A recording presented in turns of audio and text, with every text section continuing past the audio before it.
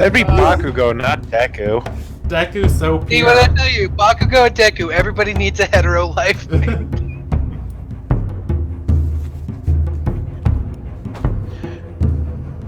Bakugo is just a sound array that takes it to the extreme.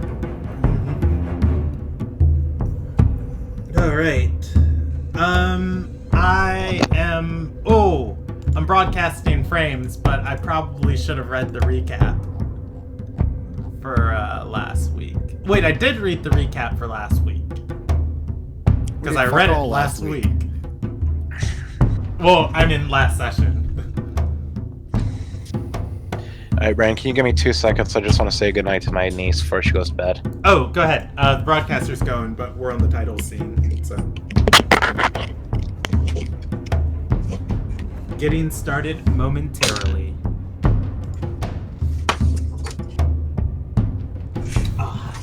This is a good moment to pull out cards.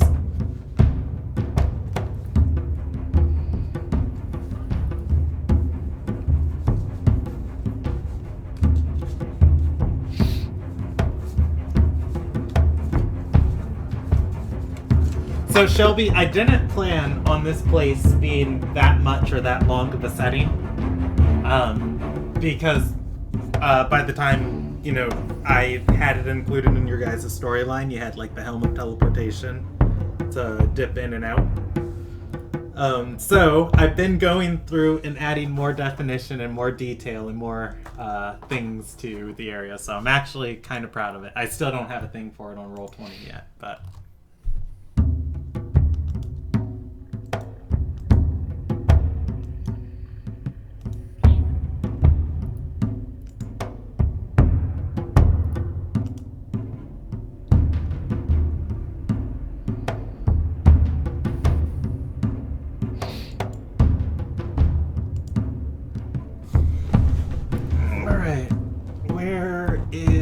Okay, Dock Ward, cool.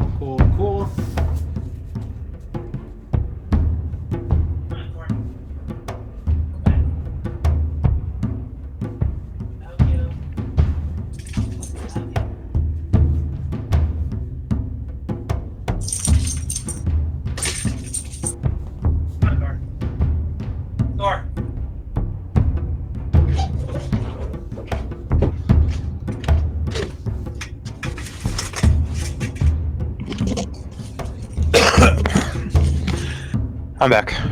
Alright, welcome back. Alright, we're getting started. Sorry. All good? What do I need to do? Oh, I need to change this to this. And then I need to put on some music. I'd say goodnight to my niece and then grab my dog. Bye-bye. Oh, wish I could grab my dog. They're both on the other side of the country. But I'm gonna see them in December. Alright, welcome to the Ilderon Tales. This is Group A, Sky of Wolves, Saga 3, Episode 10. Episode 10. Oh, we're on Episode 10. We are playing Dungeons and Dragons tonight, and everything you are going to see is going to be live storytelling. Nothing tonight is scripted. There are rules that govern how we roll and the limitations of what our characters can do, but beyond that, everything else is theater of the mind and as expansive as we want it to be. If you are under the age of 14 and you're watching this video, please consult your parents, as this content is not appropriate for you. And also... we're playing in a homebrew setting. That setting is called Ilderon. You can go to www.ilderontales.com to learn more about it. Before we get started tonight, we are going to tackle two things. We are going to hit a tidbit and drop some knowledge about either Ilderon, the story, or the world, or D&D. And then we are going to share some good things that have happened to us, and then I'll do the recap and we'll start playing for tonight. We do not have a full party. I'll be controlling Sindri, Teak, and Tobias. So, does anybody have any questions or comments about D&D, Ilderon, or the story.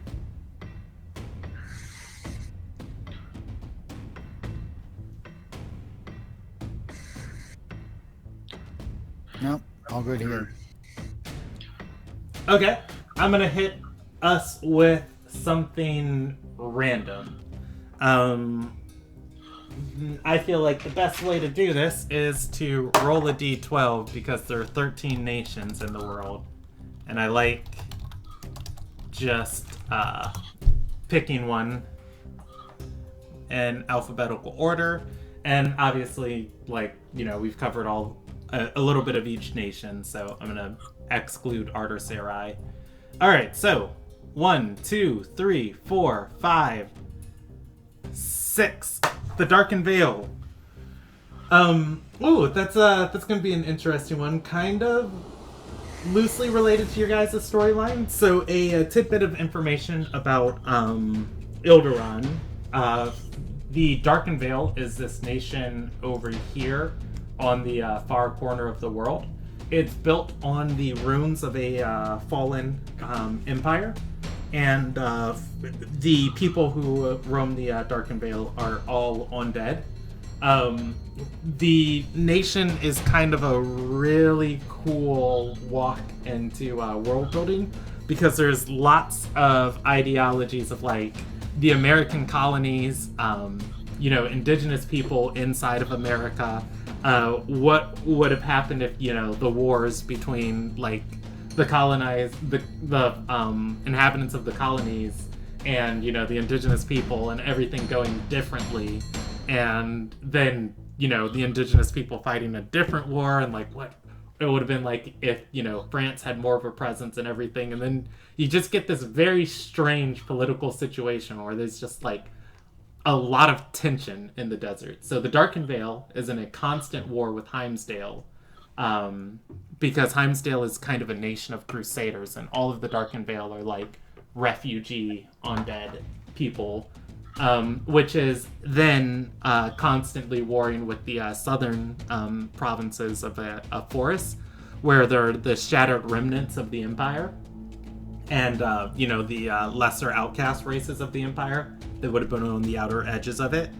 And so all of that contributes to this very isolationist nation that is forced to defend its borders from like lots of different people. But there is an entire desert surrounding them, and it is difficult to sail in the outer waters of in the outer sea. So the natural defenses around them just kind of gives them a measure of safety to where they're not, constantly on the cups of extinction. So yeah, and that nation is listed on the wiki if anybody wants to read more about it. So let's go in from top to bottom, and in Discord we'll share one good thing that's happened to us in the past week, and then we'll get started. Or rather, I'll recap, then we'll get started. So Shelby, share with us something good that's happened to you.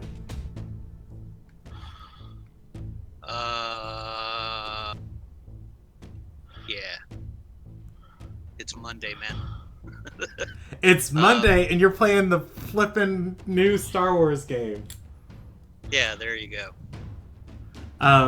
For me, it's Monday, which is like a bad thing, but I bought Pokemon Shield over the weekend, and I'm loving the Dynamax feature.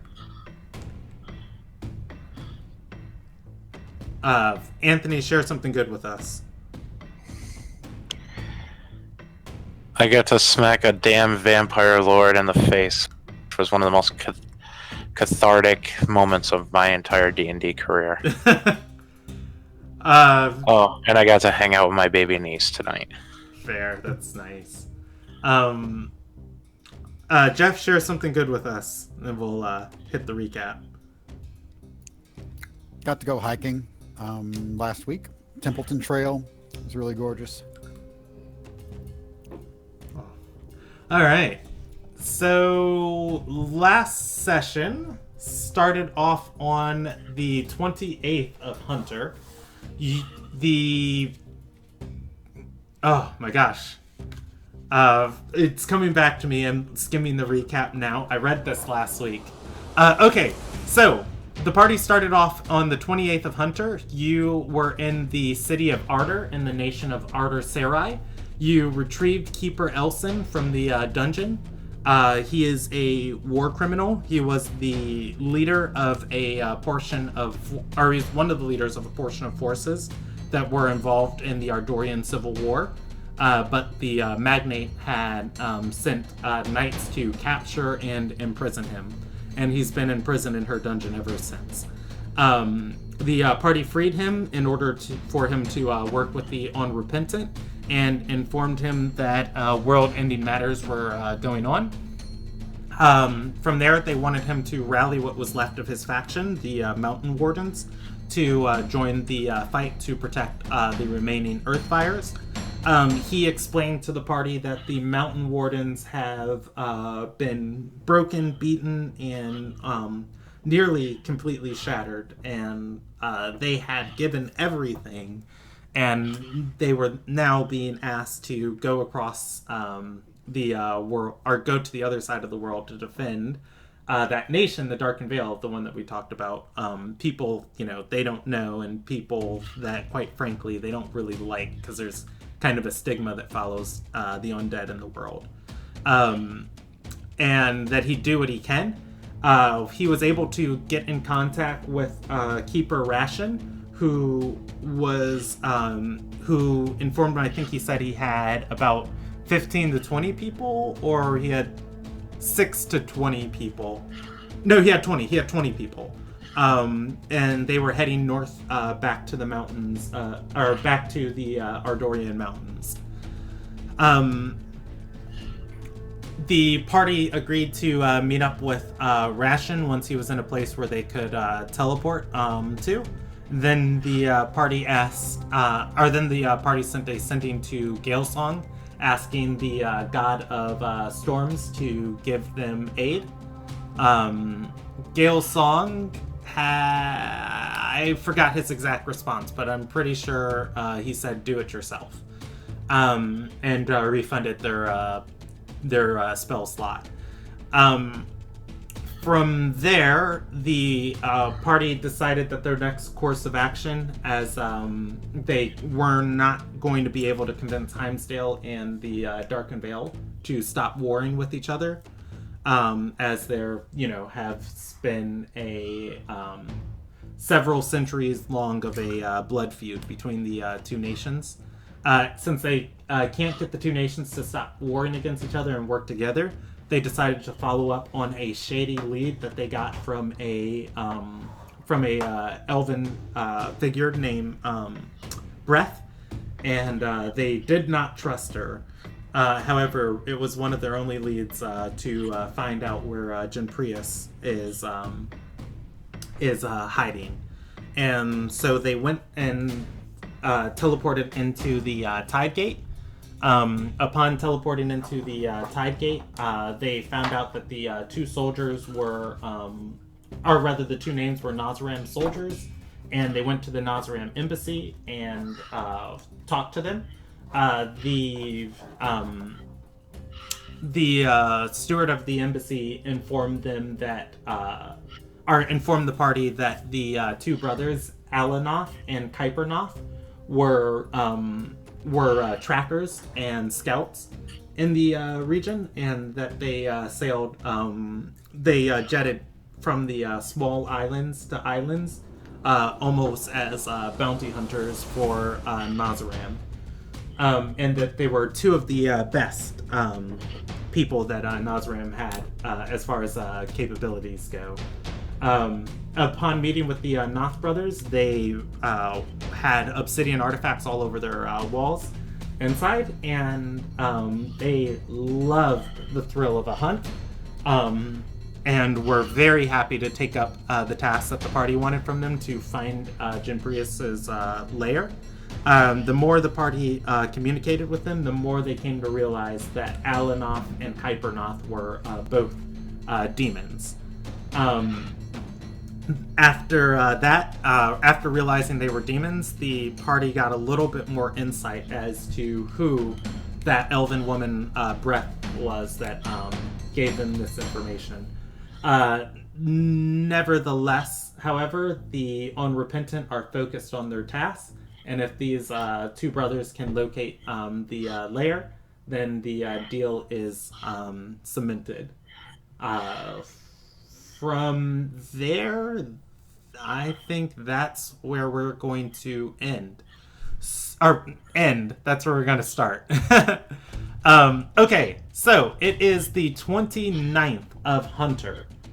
It is going into the afternoon, and you are outside the office of the Knoth brothers in what is the name of this tower?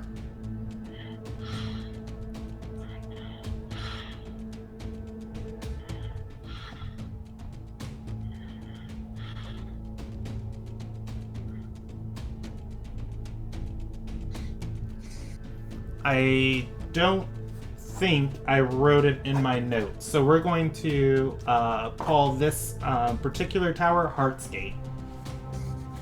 You are in the Nazram Tower of Heart's Gate inside of Okatoa Tier City.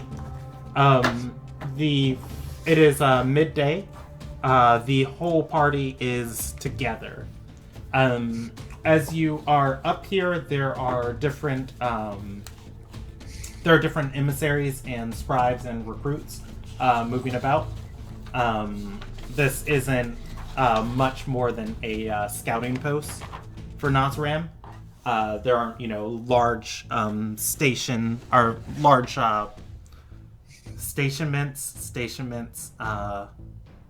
I can't think of the word. Deployments of soldiers stationed here. It's more of a logistical post. So a lot of the people you see walking around, you might see a mercenary or two occasionally, but a lot of the people you see walking around look like scribes or scholars.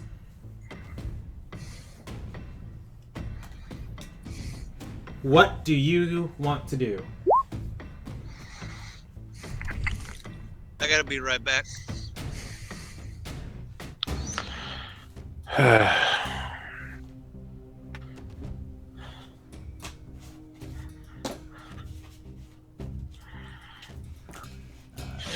I gotta say, I don't relish the pattern we've started establishing of, yeah, we'll do that right after we save the world.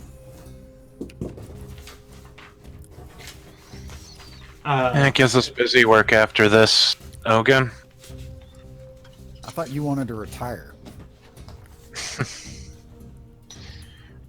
No, that's Teak. Wow. Keeper Elson, the mountain warden that you have with you, who looks a little pale, is going to brush the sweat off his brow and say, "Oof, okay, so we are going to come back and kill them. That's the whole reason Ardor's in a civil war right now, consorting with demons. It's bad news for whoever's involved." Yeah, pretty much. We're not consorting, we're using. We'll come back and kill him. We have another one that we know of that we gotta kill as well. You're more than welcome to join us for that one as well. Elson's going to squint his eyes together and say, "Another demon? In the Tide Gate?" No.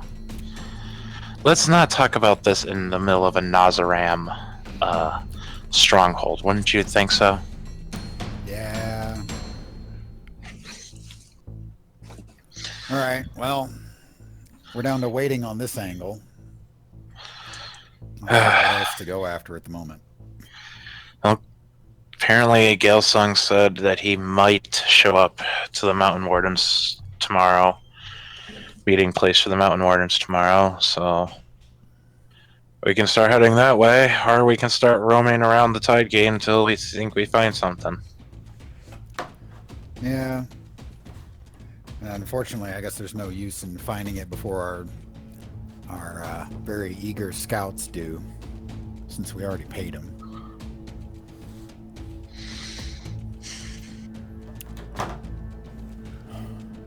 Yeah, Elson is going to just kind of scratch the back of his head and look towards Soulmane and say, "So if you're working with the unrepentant, what got you locked into the service?" Oh, I wouldn't say I'm locked in. Oh, he More of looks a- at Soulmane. Oh, okay. Soulmane's just gonna kind of do that awkward. You can almost hear the stone grinding noise. Turn his head towards Ogun, just give him the look of, should I tell him?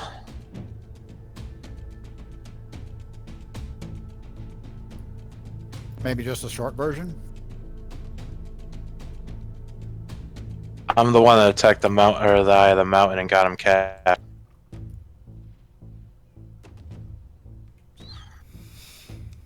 All right.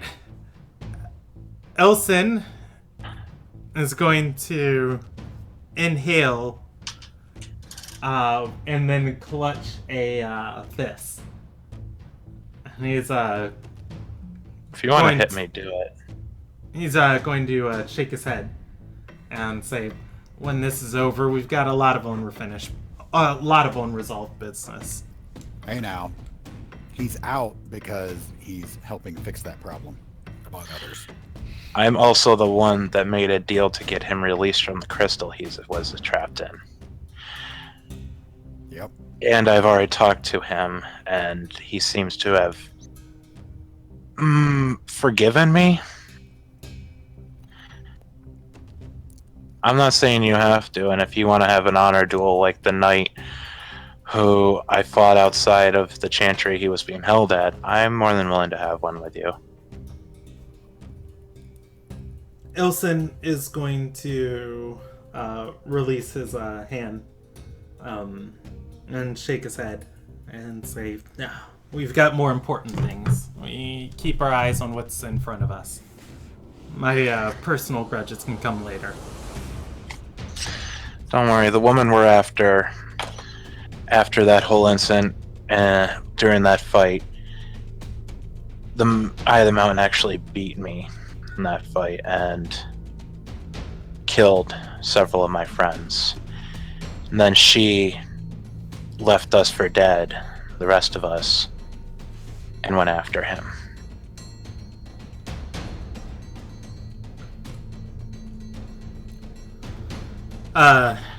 He's going to nod and say, "Now I expected that out of that old man. He taught me everything I knew about bond breaking and druidism. He might look like he's seen a century or two, but he still moves, and he's got a hell of a bite." Yeah, I spent a good chunk inside of a giant crocodile's mouth because of that bite. Not the easiest thing to stab when you're literally stuck sideways. He's gonna nod and say, "I'm just curious about the dagger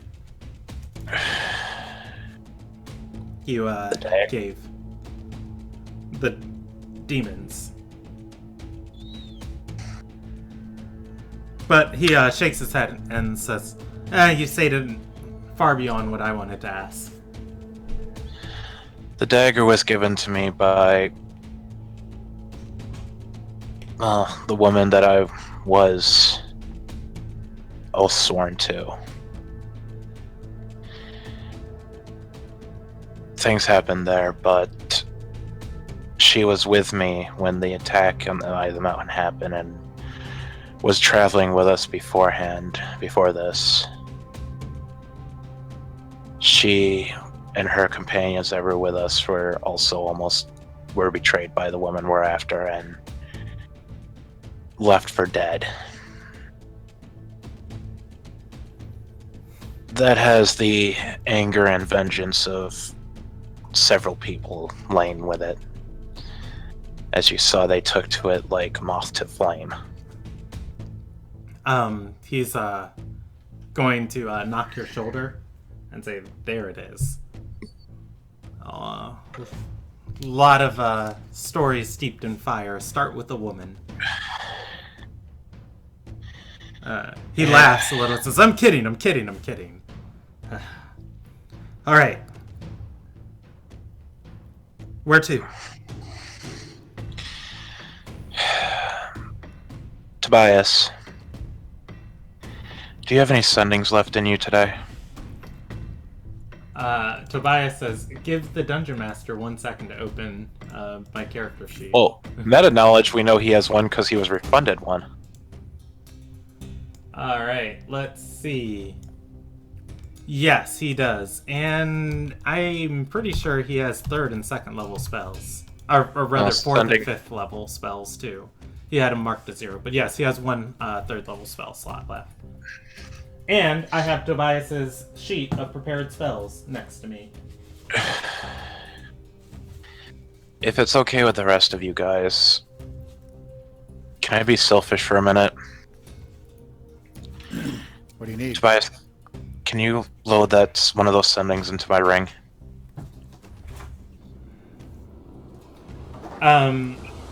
He's going to nod, stepping forward and say, "Oh, if you need a message sent, you could simply ask." This is a little more private. He touches the ring and casts sending. Alright. I'm going to send a sending to my guild master. Okay. Oof, let me pull out his name. It's been a while since we've had to reference him. Hot second.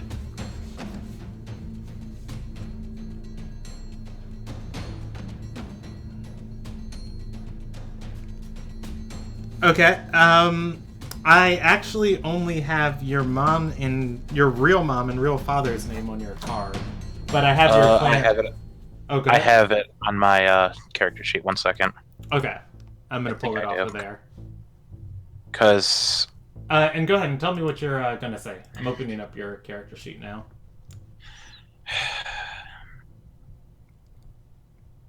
it should be in my backstory. Yonder Clarence. Oh, maybe I didn't write his name. Damn it. There was a reason I always thought that Rahiman was it because he had a weird ass name like him. Oh, okay, yep.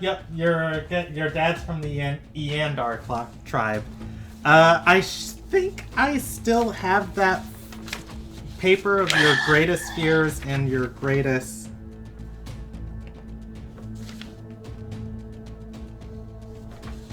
Okay, I have the paper of your greatest fears and greatest deaths, but yeah, I will give your father a new name. I'm really certain. I'm 80% certain. Discord on just what it dropped me for a sec. I'm 80% certain on what it was. It was a offshoot of the Radifira Anthalars. Yeah, it was a long ass name like Raddy's or Yeah. Rahiman's. That's why I always thought it was Rahiman for a little while there. Yeah, he is a Radifir.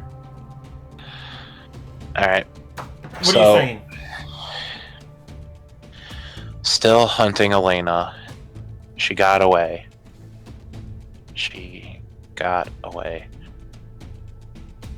Much to discuss. Do you have time to talk today? It is important.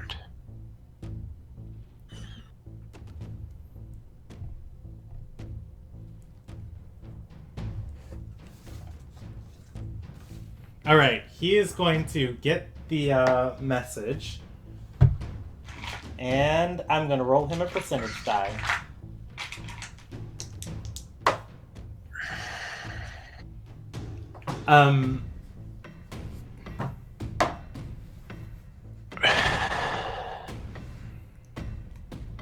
He is going to respond with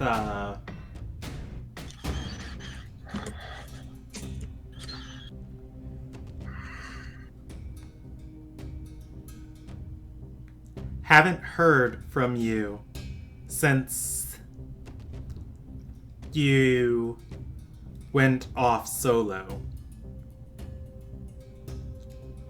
The clan fled together. The clan climbs together.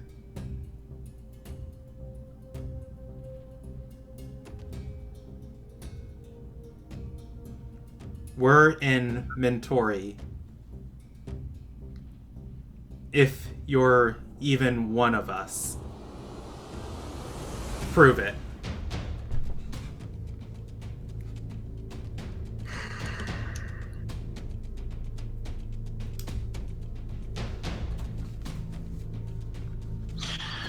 Mentori.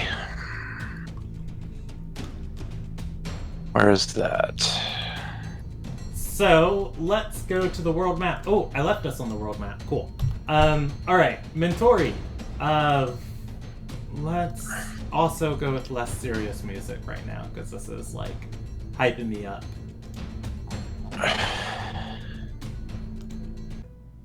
Alright, there we go.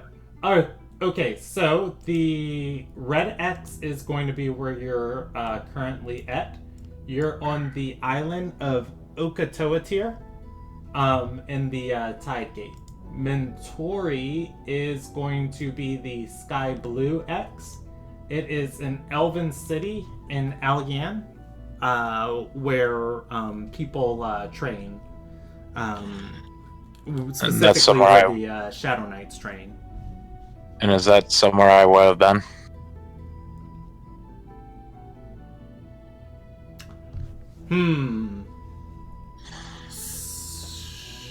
Has Soulmane ever been to Mentori? With training with them or anything thing? So I will leave that decision to you.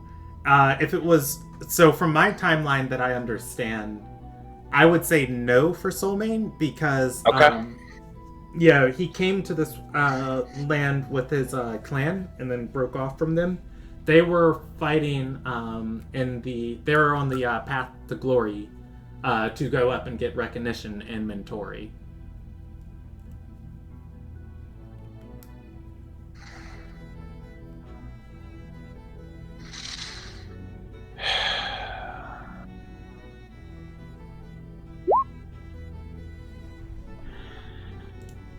Well, Oh, Shelby's back. I'm gonna catch him up real quick.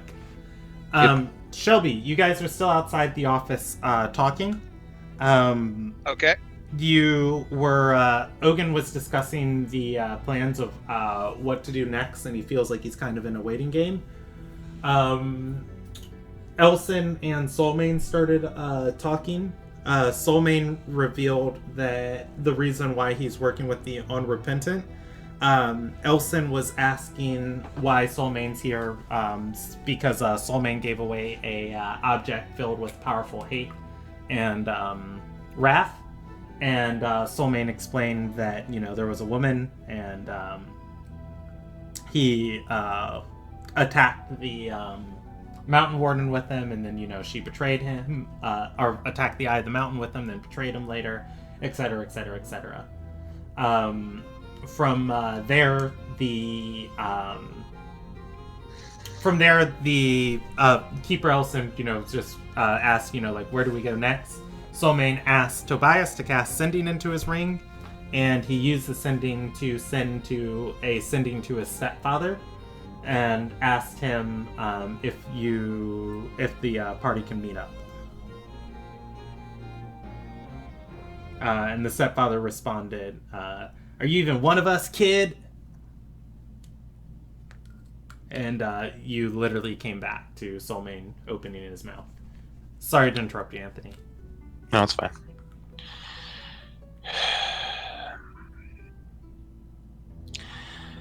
I might. Well, if they're in Mentori, they've already made their move.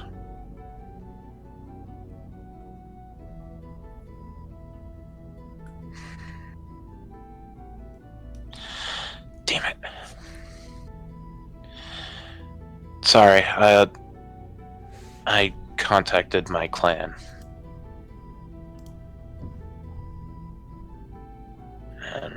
I know where they are, but I have no idea where it is. Well, I know where it is, but I don't know of it and how to get there. Where's that? Mentoria and Elian.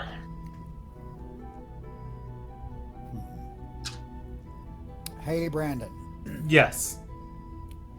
So, since that lies kind of well off the beaten path, but still kind of vaguely in the direction between Red Axe, and Ililnagai, what's the closest Ogun's ever been there? And it would have been probably before, like when he was leaving his tribe and things like that. Leaving Red Axe anyhow. Easy peasy that I can say, like, without even needing to question it. There's a city there called North Shore.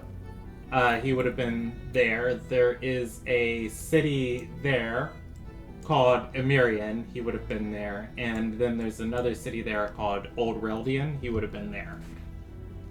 Okay. Is there anything closer, farther north? The blue X is where the tribe is, theoretically, right? Or clan? Yeah. Okay. I don't know if Ogun would have reason to travel to Shadowtop, Brilliant, or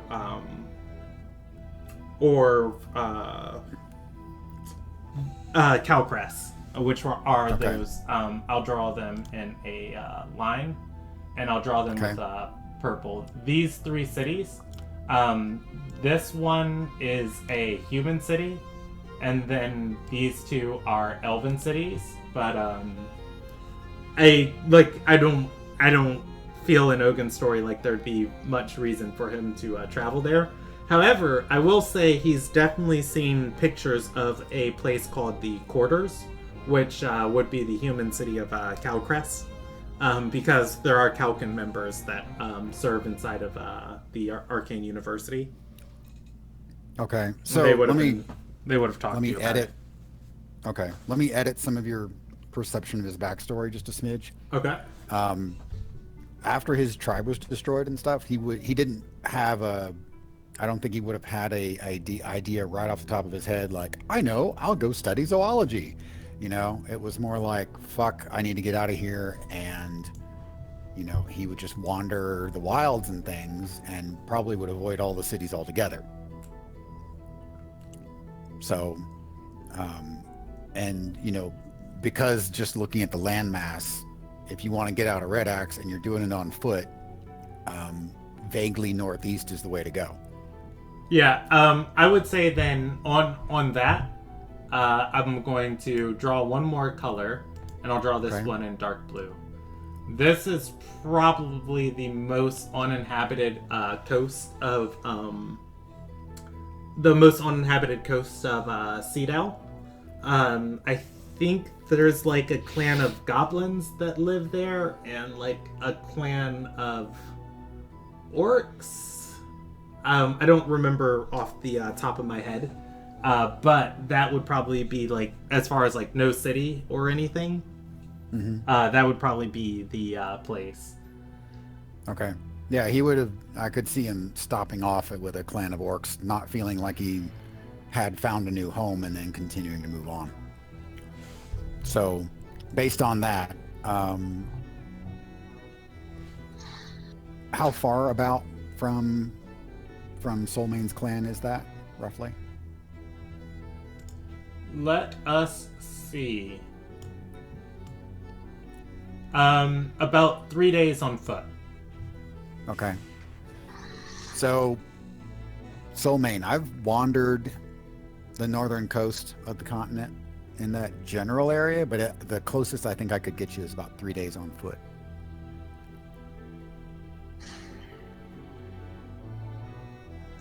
So, if we've got the time, I've got the means to get us at least closer if you want to try to have that conversation with your people.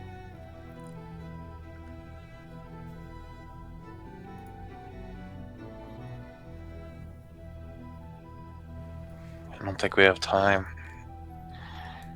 We're on a tight schedule. That's 3 days on foot. With a little additional work, I think it's possible to cut that down substantially.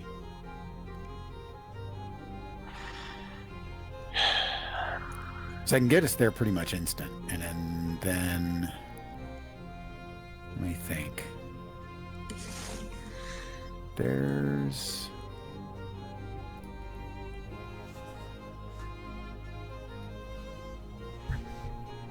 Oh, actually, I think I can get us there by tomorrow.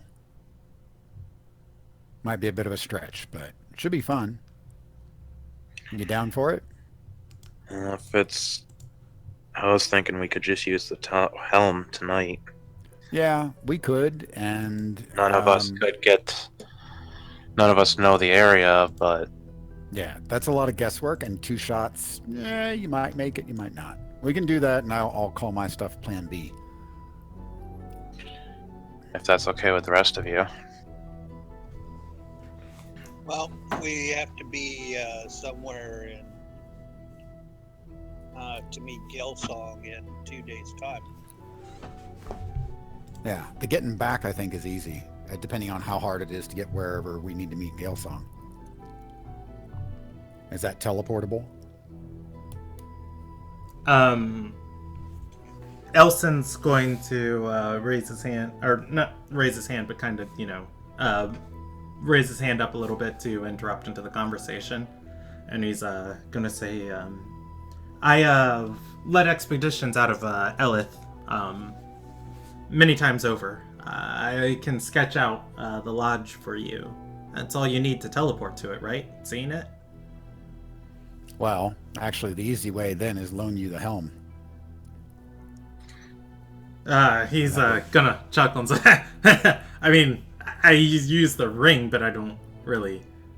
It's teleportation, that's like powerful magic, right? Can I even... Yeah. He points It's to a himself. hat. It does the magic for you. You just think of where you want to go. And the better you know it, the more likely you are to actually land there. Instead of, bouncing out through some deep whatever and all sorts of other craziness. It can go badly. Not terrible, usually, but badly. But if you've been there, the odds of being able to get back are better. Even better, do you have something from there? He gestures to himself. But no, I don't know if that works. There's a weird idea. I wonder if... Okay, I'll have to experiment with this some other time. I don't usually take trophies. Maybe I should be taking trophies. Jeez.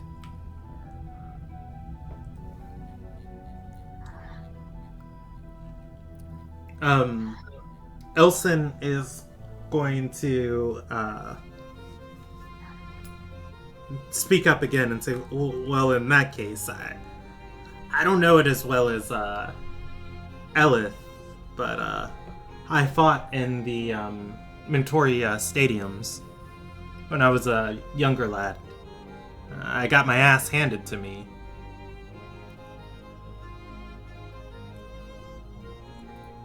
Fighting in the stadium, you're supposed to get your ass handed to you a lot. Otherwise, you'd be the champion and probably still hanging around there or dead. But you've been to Mentori? He's going to nod. And it's like, oof, I had to be less than 20-something. Just growing my facial hair.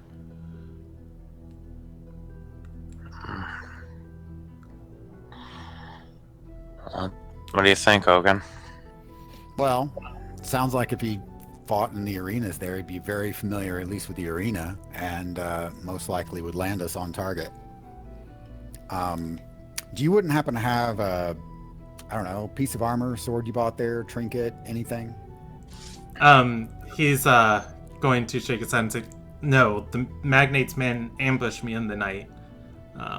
Fought me to the point where I was broken and bloody. Kidnapped me and threw me in that dungeon and stripped me of all of my possessions. He gestures to himself, I have what I have. Understood. Okay. Yeah. It sounds like you're the best odds of getting there. Teak. One of the professors says you've got about 1 or 3 in 4 chance. So there is something I'd like to do before we leave here. So Teak, while you and Elstine and is conversing and attuning himself to the helmet, Ogun, Soulmane, and I can do this errand. Okay. What do you need?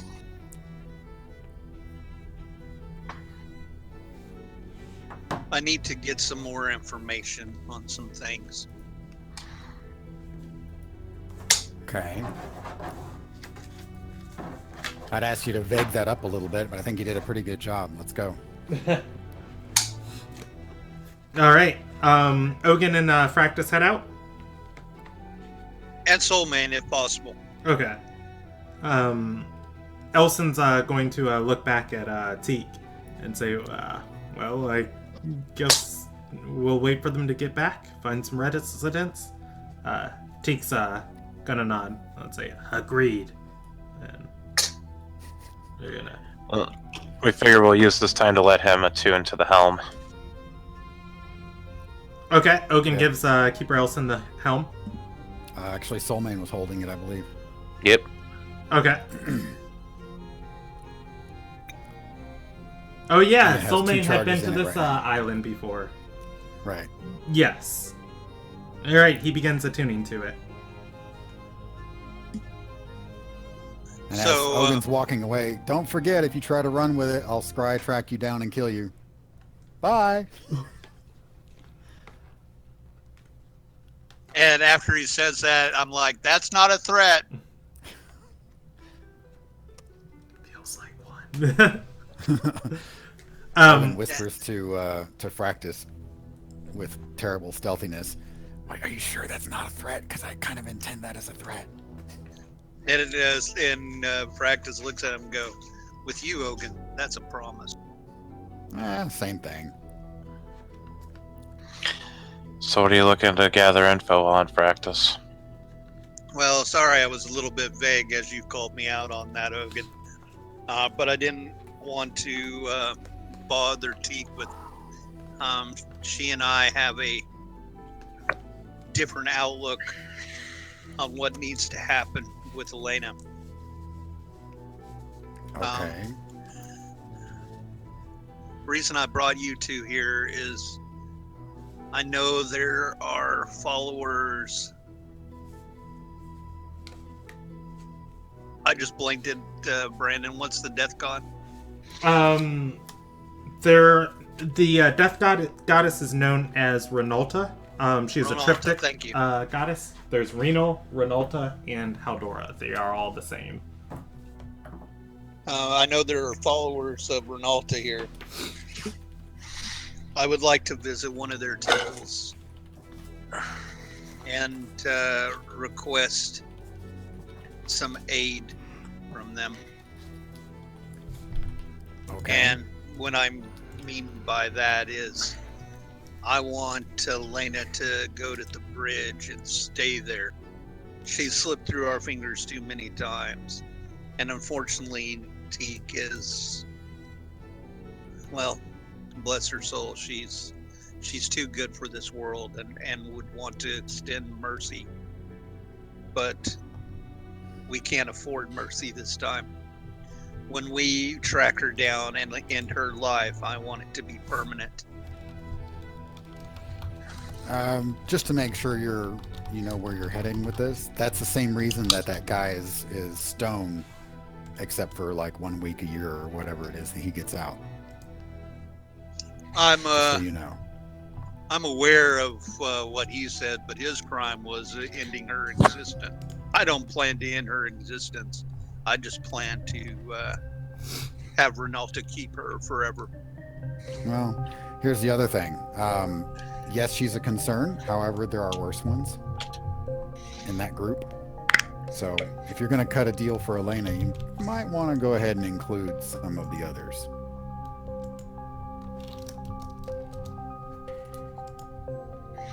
Most of it will be on me. All right. What do you...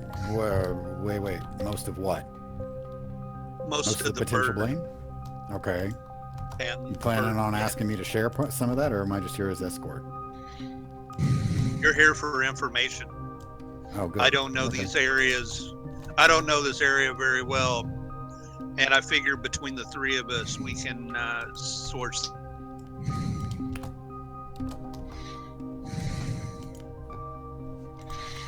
I'll do what I can. Did you hear what I said? By the way, I dropped out, dropped back in.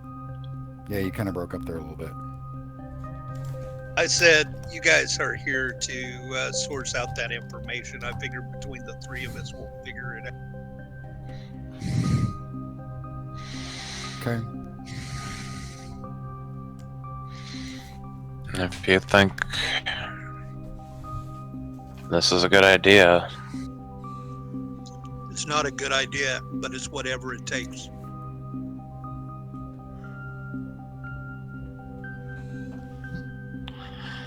are you sure you're not a follower of that Soyasa chick? No. But it is whatever it takes. As you guys are walking, you are going to get out of the Heart's Gate Tower. You are in the dock ward of Ukatoatira City. There are several... you're on the street of the dock ward. You are just several buildings away from the seaside. And the city, you're in the thick part of the city. As the fighting pit that you teleported into was in the market district to the north. You are in the southern part, or the southwestern part of the city. There's a sea breeze.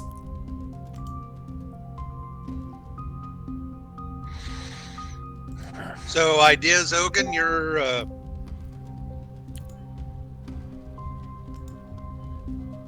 Well, I presume you have to find the temple first. Is that the easy part? well, finding it is the first part. Well, yeah. I asked if that was And then the easy part. Like, do they tend to be public about that kind of stuff? Have you seen a sign since we've been wandering around here a little bit? You know. No, how I easy just can it know be? that they come from here. Oh, Ooh, I can- I'll allow Ogun a free religion check on the Forgotten Song. okay. Not his strong suit, but I'll give it a roll. Yeah, are they secretive? You've lived in Ililnagai. You would know that Ililnagai actually had a crusade against this religion about 8 or 9 years ago, where they completely eradicated it from the face of Ililnagai, killing all of the followers. That said, the Tide Gate is partially in Ililnagai's control. There are about 3 separate countries with different claims to parts of the Tide Gate, and then parts of the Tide Gate that just don't belong to anybody. That's just like free land and, island settlements. You Okay. believe you're in a Red Axe part of the Tide Gate, but this island has probably changed hands several times over. So, as far as, are they secretive when you ask that question? Are they alive is the better question. There's a high chance that they are on this island. But, as far as, in certain, that's, whenever dealing with this religion, that's the main question you have to ask. I can do a little investigating around, see if I find anything. Out of character, any results from those demon brothers yet? No. It's only been about an hour and a half since you guys set them to their task. So, practice, let me amend a little bit. Alil Nagai had a war against that particular sect years ago and pretty much wiped them out. And these islands change hands all the time. I wouldn't be surprised if they've taken it at some point, though this is closer to Red Axe, so there's a good chance it hasn't been. Hey, Brandon, with that religion check, yes, since I nat 20'd it, is there anything I can remember about locations that they tend to use for temples, certain kinds of incense that they use? Okay, so this is... Is there like a, they use this kind of graffiti thing that lets their followers know where to go or something like that? That is a very interesting question. So as far as like location for their temple goes, the Forgotten Song was originally a seafaring religion. So, the closer to bodies of water, the more likely to find them. So like the Docks Ward where you guys are at, perfect place to start looking. As far as markers or indicators of their religion, it is associated with an aspect of the gatekeeper, the goddess of death. So symbols that would be associated with her would be, a sickle, a moon, crescent moon, a gate, and I think that's about the main. I guess in some sects a skull, but that's not super popular. Okay. So before you go wandering off, if you see any depictions, little graffiti or something like that, including a sickle, a crescent moon, or a gate, that may be something that they use to mark the temple or lead their followers to it. So pay attention for that stuff. They will tend to be near water. And Brandon, anything on the incense or anything like that? On the incense, like the smell of the temple? Yeah. Particular smells of the Forgotten Song. None that come to mind. If I do think of anything, I reserve the right to revise that, and I'll tell you. But nothing that I conceptualized. Okay. So if it's a lack of concept, that's one thing. If it's a lack of not quite figuring it out, I'll throw herbalism on top of that to see if I can go, wait a minute. I'm going to say it's a lack of concept of just like, I feel like the religion wouldn't be bound together through, like, as far as like specific burnings of things. Okay. Do funeral practices vary from one religion to another significantly, or are they all pretty similar? Most funeral practices are cultural as far as like region rather than religion. Let's see if we have a Forgotten Song funeral.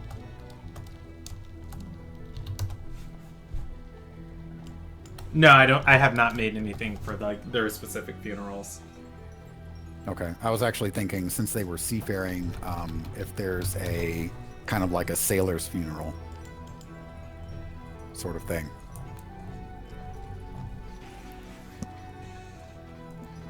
Yeah, with the Forgotten Song, they kind of don't ever really believe, like death is the end. I wouldn't say they would submerge or like drown their bodies, but pretty much, like lost at sea is how the religion goes. There was and I'll explain this to you. So, as far as like Ogun's understanding of it, and what he's been able to like gather of this religion, it's very murky as far as it's a completely oral tradition religion of, it is passed on in song and story from one another. But the oldest story that, he's heard, and I've actually got the woman's name in my notes who studies this back at the university, but I don't have it like right here. I have to look through it. But the woman who studies this, the oldest one she's been able to find was there was a there was a village leader, a man who went by the name or by the title of an Orefather for his village. That was almost Viking-like in culture. He went on a raid on his own, and he raided the southern, farther south than anybody had ever been, and got lost at sea. The few people who were with him, elected not to follow him, as they knew he would, just die. From there, a couple weeks later, he returned to the shores of the village, and he didn't really remember who he was, but he claimed to wash up on a jungle island, and there was a sea spirit there who sung the most beautiful song he'd ever heard. The song was kind of burned into his memory, and as he sung it to the people around him, they also started singing it too, just instinctivly knowing the lyrics of the song.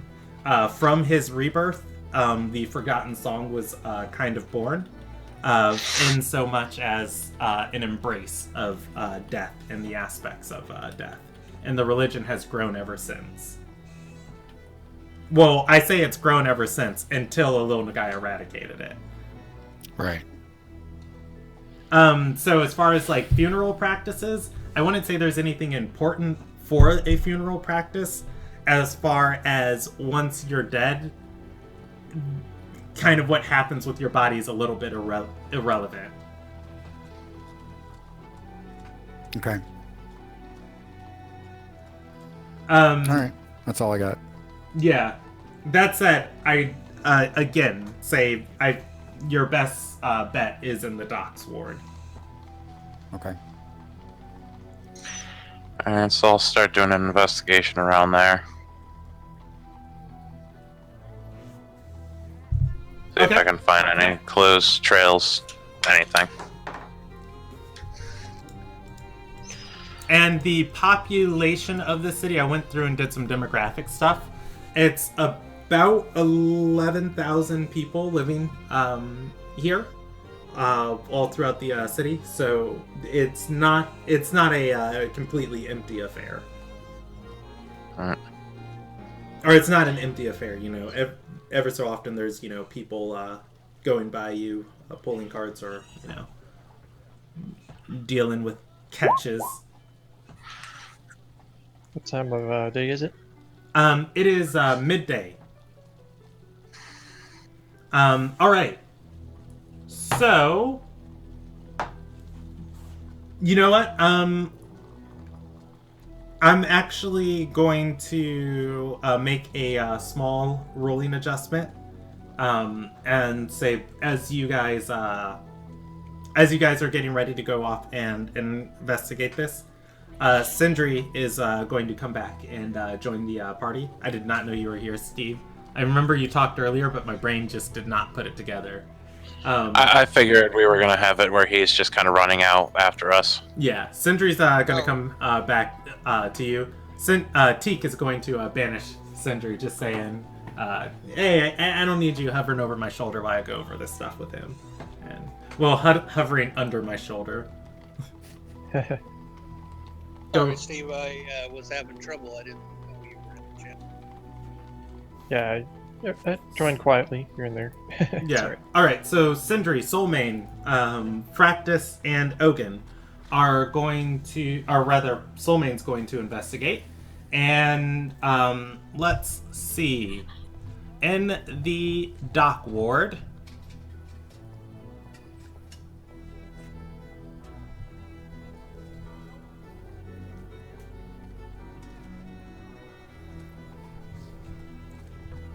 you are going to find a elf. He as you've asked around about the forgotten song and if it still exists here, You find an elf, a man who points you towards a building. It is a tower built, or a tower built out of around a portion of the, or rather, a portion of the docks is built around this tower, and the tower itself is built out of a massive tree, a tree stump. Although there is, no top to the tree is long, either rotted away and fallen off or have been cut down. But the entrance to this tower is like 2/3 of this tree wrapped around and going into this tree trunk wrapped around and going into this tower. He leads you to it and says, it's not the temple it used to be. However, if you're looking for any followers of the Forgotten Song, they would congregate here. He's going to leave you there and keep walking. His name was Megalbar, but it's not important because who knows? You might never see him again. But anyways, I am giving you his name. The tree you stand in front of, it is singed and burned, and it looks like it's been, or it's impossibly aged as far as like all of the bark on it almost looks like driftwood. It's completely pale in some areas. However, underneath the outer layers, you can see the hints of all different types of colors underneath this outer pale bark. Is the sign still up? No. 19% says no. There is a walkway into this tree tower. There is no door on the front of this. Oh. Well, wish me luck, boys. And Fractus is going to stride in alone. Okay. Not sure we ought to let him go in there like that by himself, but... Sindri will send his homunculus along with him. Okay. All right. Fractus. You do not have dark vision. There is dim light. I do not. There's a dim light from the outside coming in here, and then looking up. I'll not completely unsheath, but I'll move my sunblade up. Okay. Or I'm sorry, my sea blade to give me some light. You can see on the wooden walls of this outer tree portion here. There are etchings and words carved into the are burned into the into this tree trunk. It almost looks like poetry and artisan script. And in some letters, it's absolutely beautiful. But before you can make out the entirety of the word, the letters have, or rather the rest of the words, been damaged. Every word or verse or poem on this wall, there are axe marks that seem to have been chopped into the wall, damaging the murals and the burnishings. Burnings. Wood burnings, yeah. As you're walking through this area, though, along the walls, you see there are several pillars that have been set up with different objects on the, or rather different areas for lecterns to sit on the pillars. And underneath each pillar there is a stone area, or stone circle. Let's roll. Is there any place that looks like a place to sit down? Yeah, it looks like around these pillars, like these small pedestals and lecterns, in the circular dips, there are the circular depressions. That would be like a seating area where somebody in the middle would be like talking to a group of people. As you walk over to these, though, it looks like these have been abandoned for some time. Okay, I'll make my way further. Okay. And I'll call out, "Hello." Yeah, and at this point you hear a door close in the distance from where the tree trunk connects to the tower, and you hear footsteps. In a few moments, you are going to see a woman, and By the way, did I see yes. Sindri's Homunculus? Did you see Sindri's Homunculus? Yeah, it didn't make a stealth check. You have like 24 perception. Oh, I have more than that, but yeah. Yeah, exactly. I have not hid anything from you that, hasn't, that, like, if something rolls higher than your perception, well, you won't know, but trust me to tell you everything that Fractus notices. It lands on your shoulder. Mm-hmm. I'm going to actually turn to it and say, this really needs to be done alone. And then I'm going to say, piss off. And I'm going to flick it off of my shoulder. All right. Steve, what do you want Sindri's Homunculus to do, or do you want me to control it? Well, you can control it, but basically its commands, so to speak, were to follow him and give aid if need be. Okay, and it is decently intelligent. Let me look up the homunculus. Okay. Oh, you know what? I gave you a character sheet for it. Haha. Yep. Alright.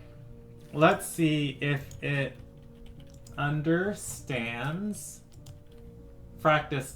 Whoa, it's only got a 6 intelligence. Okay, so, Fractus, you're going to flick it off your shoulder, and it is going to start flapping and try and land back near you.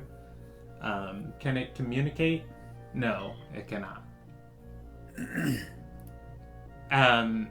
It is going to peck at your face a little bit and then look forward. That's fine. I will ignore it. Okay. All right. You are going to see a woman. She is walking towards you. As you have the... she's walking in the darkness, the area where the light above does not reach down to. As you have your sunblade out, after a moment, you see 3 lights start dancing around her, illuminated in this area. I'll go ahead and sheath in the sunblade. Okay. It appears she casts a spell, and she is holding a book at her side. She's going to look at you, and she looks incredibly pale in this light, and she says, "My name's Vadakai. I'm the keeper of these grounds. What business do you have here?" I wish to make a deal with your god. She smiles and says, "My gods abandoned me. But you worship the song?"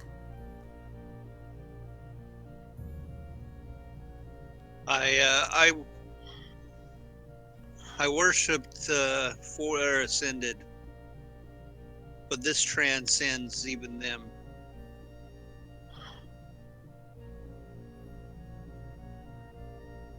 I wish to make a pact with. Go ahead. With Renalta. Her eyes You're saying that that's not your god? Her eyes are going to narrow and say, "I'm only the keeper. Come, you wish to speak to the Ore Mother." She turns around and begins walking towards the tower. I follow her. All right.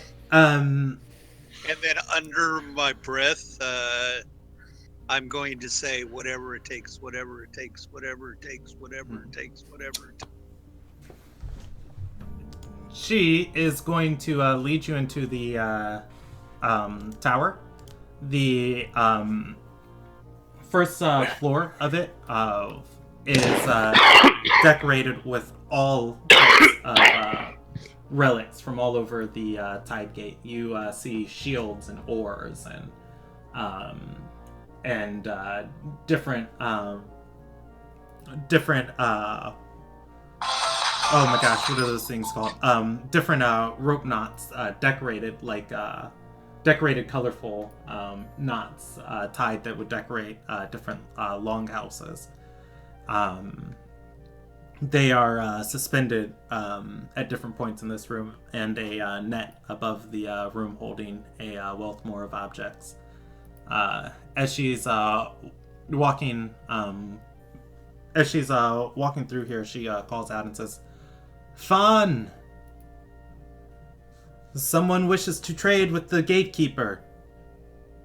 From another room, you hear a stumbling, and then you see a light. A woman is going to come out.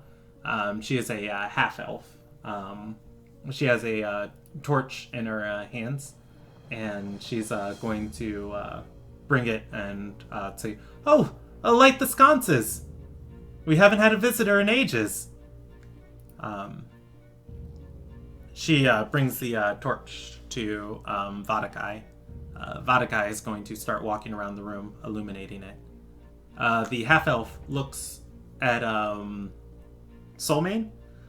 She is of average height, has several scars, but doesn't look like much of a warrior or cleric, I guess, in your eyes. She's going to look, or rather, she's going to bring a ladder out and climb up to the net. After a moment, she comes down with a large tome and sets it down. She'd probably have to have something to put it on. There's going to be another one of those stone lecterns in here, of which she places this. She's going to say, "Have you heard a verse?" "Oh, I'm sorry. I'm Fan. I'm the Ore Mother of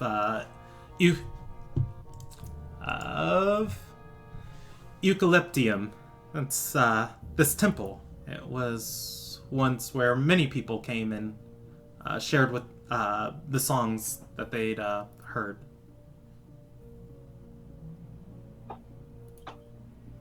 Well, I'm here to make a deal with Bernalta.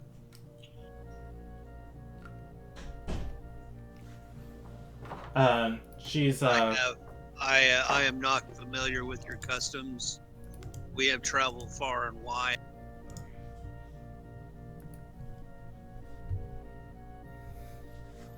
I'm actually here by happenstance.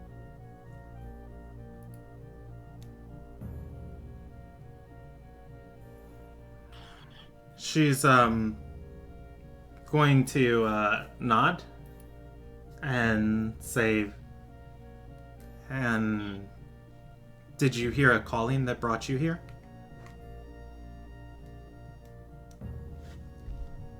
I've been on a calling a quest this whole entire time. I fear I need Renalta's help in order to succeed where I have failed many, many times.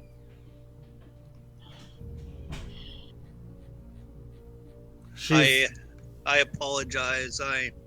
I'm unfamiliar with most of this. I'm just a simple gambler who worships a sea goddess. She's going to shake her head and say, "I haven't had to give out knowledge about the Forgotten Song in And she shrugs and says, well, ever. My parents actually were the keepers of Eucalyptium. And when they passed in the sieges, or when they passed in the crusades, the duty came to mine. Or came to me. And, Renalta blesses the dutiful. She shrugs. She looks through the book, flipping through several pages. She turns to one page, and then she turns to a different page and says, this is actually quite difficult because most of the time the song knows what it wants from you, and you come to me with that bit of knowledge. At least that's how I thought it worked when I was a kid. Huh. She is going to stop on a page and say, here we go. The verse of the Aramir's charge. I, the Aramir, sail, and not one soul stole. She looks up at you. She stops. She turns to a different page and says, up. Here, this one. The verse of Death's vision. Never give every swing and each well swung. Never once to a head low hung. Heimel commands every breath? No? Okay. She flips to another page. She starts reading. Is she off her rocker, or can I tell that, or? Yeah, go ahead. You can make an insight check for me.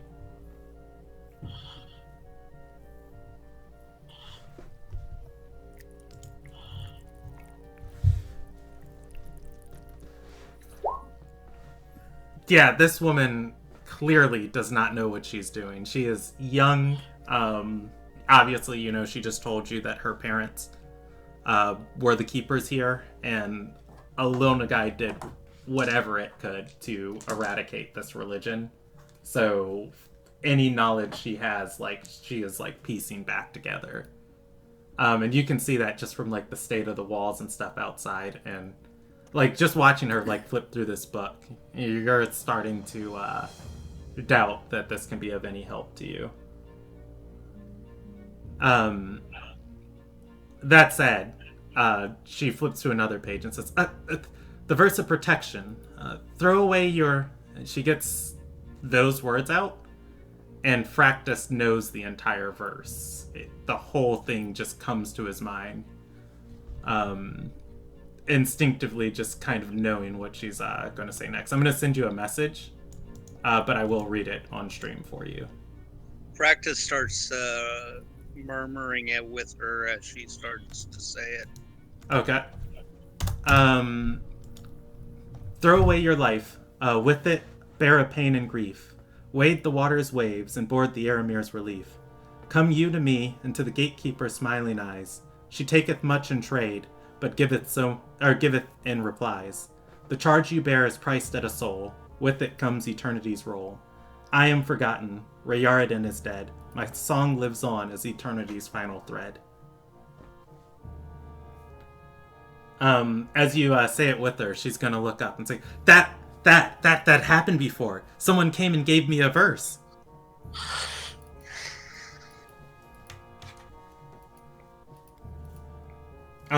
As Fractus thinks about it, the song just kind of burns a spot into his mind. So he just can hum it in his mind. Well, I guess we have found what you were looking for. She's going to look at the top of the page and say, this is the verse of protection.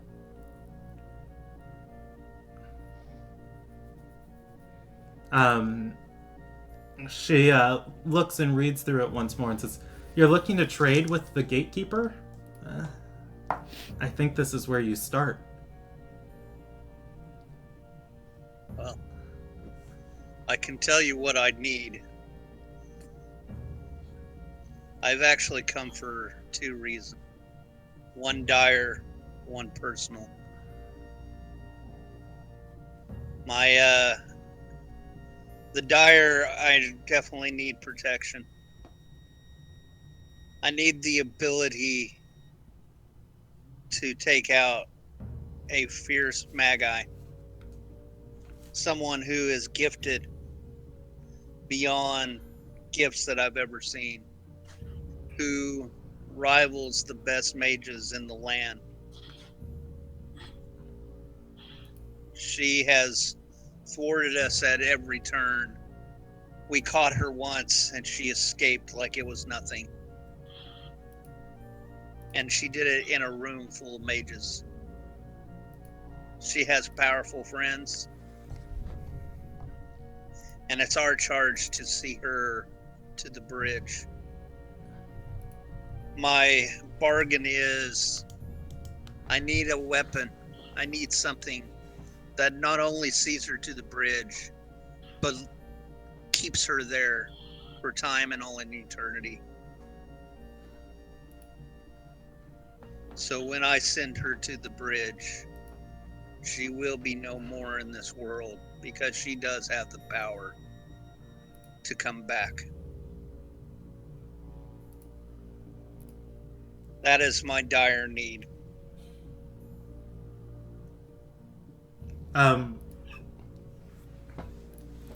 She's going to nod and flip to the back of the book and say, I haven't had time to really dissect this one, but this is one of the newest verses I've received. Two people actually have recited it before. She gestures for you to come closer. I go ahead and come closer. She's going to point to the verse. It is the verse of the Lost Orient, and it says, "In Herfer's name, sung the song of night.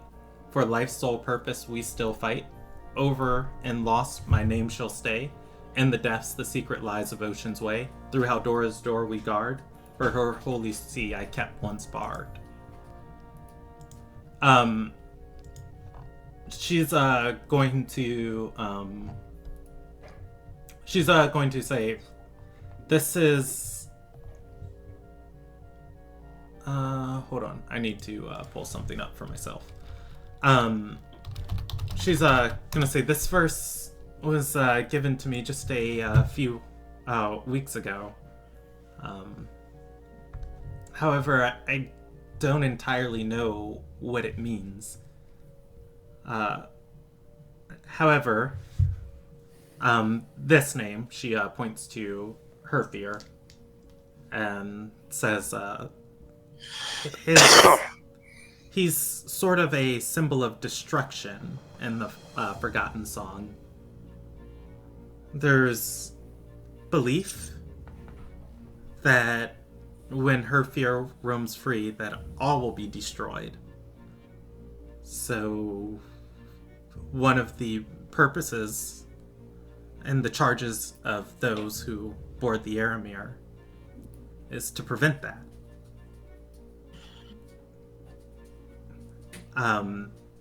I think in some sort of cycle that it's not just on those who die, but also on those who were alive. If you see this right here, this Song of Night, looking or outside on this tree, that was once what was sung here. However, all those who used to sing it have died. The lyrics of it, too, have been destroyed. But if it could seal something like Herfir, perhaps it could seal somebody like this mage you're trying to fight.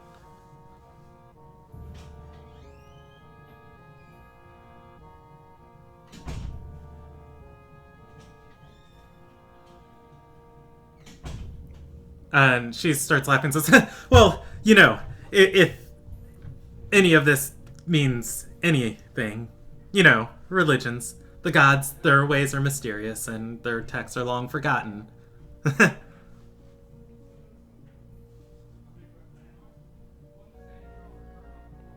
So, out of character, Brandon, are you saying that that he's being hidden the same way as the death god, the destruction god? Wait, say that one more time. So, are you saying that that Elena is being hidden by the destruction god? No. You told her that you need a way to ensure when you kill her that she doesn't come back. You need a weapon. You need something powerful enough to do that. She showed you a verse that said, "In Herfir's name, sung the song of night. For life's sole purpose, we still fight." She was saying that this Herfir is sung about other times in the religion, and that he represents destruction, and that if he's ever free, that it symbolizes the destruction of all things. So, if one of the charges of the people of the Forgotten Song is to keep Herfir bound, perhaps, however they do it, you too could also do it to affect Elena. Okay. I know it's like a complicated roundabout. Yeah, But I get. I had to think about it myself as I was like saying it to make sure I didn't mislead you. Furthermore, she mentioned that it was the dark song that used to be inscribed on the tree. I would keep in mind how you just kind of started with something and got more last time. So, Aractus is going to ask, do you have that? Do you have a way for me to bind her?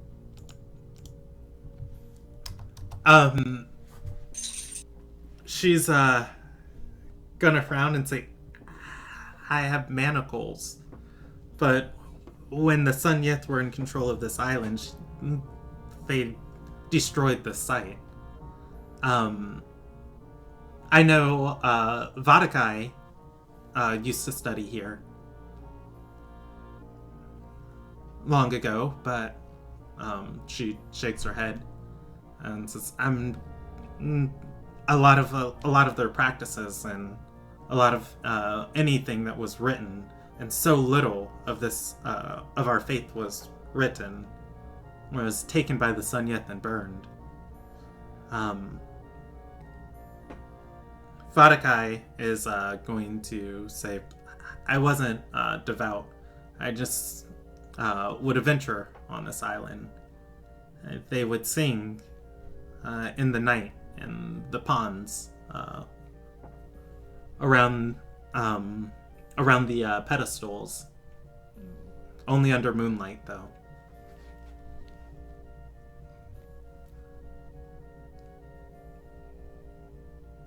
I will admit I was expecting more along the lines of a physical weapon that would do the trick. I don't have the resources to go on a quest,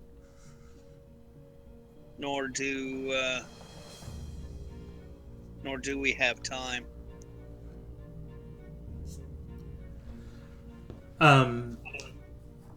Vadakai is going to Vadakai's going to speak up and say, well, wouldn't hurt for you to try. We can fill up one of the teaching lecterns, and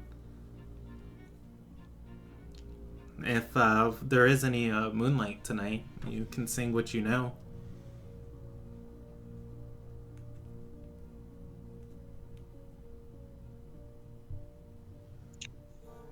I will try.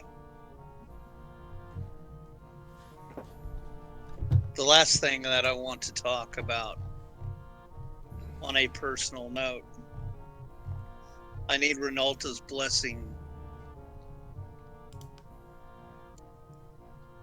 to live forever.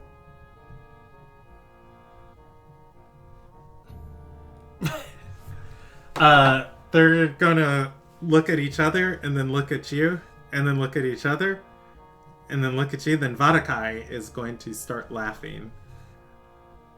At which point Fawn almost starts laughing, but if you're not laughing, then she's going to close the book, kind of like slamming it shut, getting Vadakai's attention. Vadakai, standing with the torch on the other side of the room, is going to go, You're serious.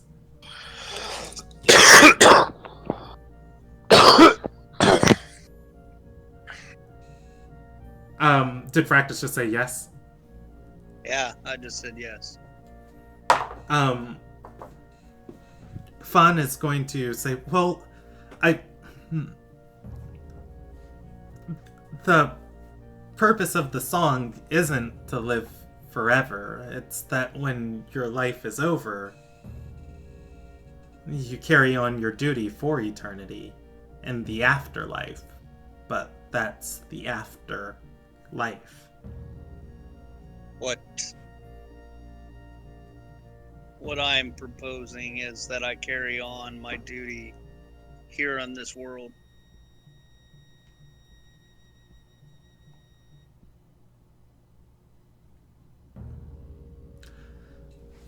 All right, she's going to roll a religion check. And let me... There we go. She's going to say,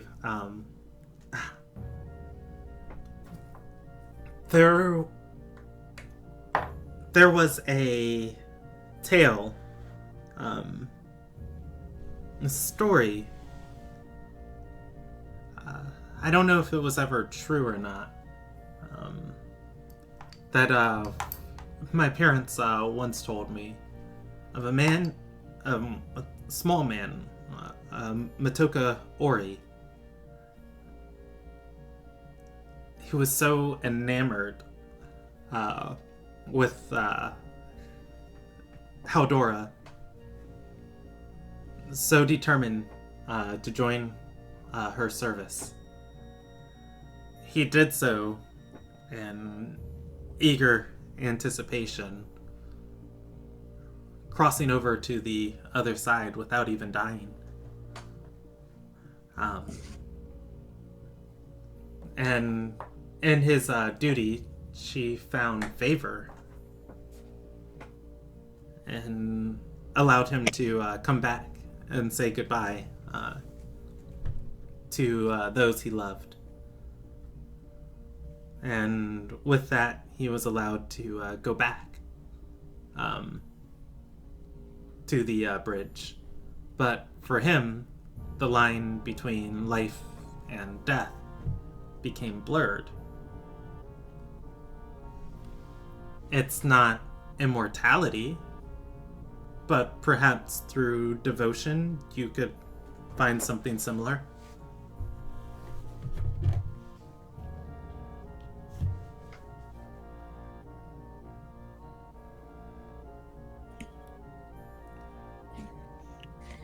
Okay.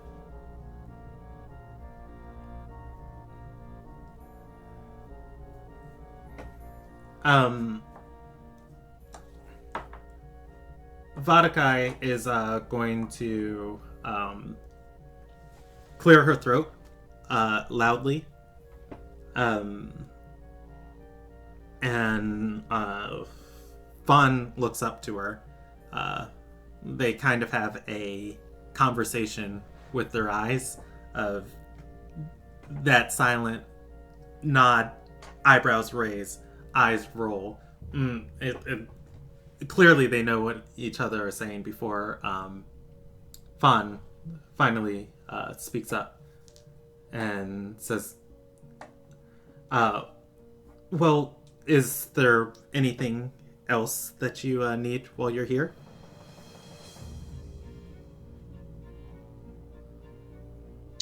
No, just the weapon, Um, which we'll find out tonight. Fun's going to stand up and say, "All right, fill up one of the fountains." Vadakai is going to roll her eyes and say, "Yes, yes, yes, yes," because barrels of water are just free around here. Yeah. She begins walking. She walks out of the room.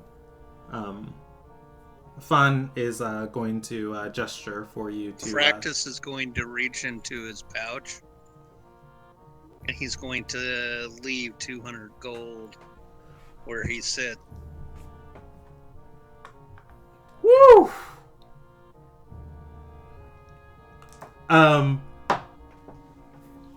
Fawn is going to look at you, look at the 200 gold, and then say,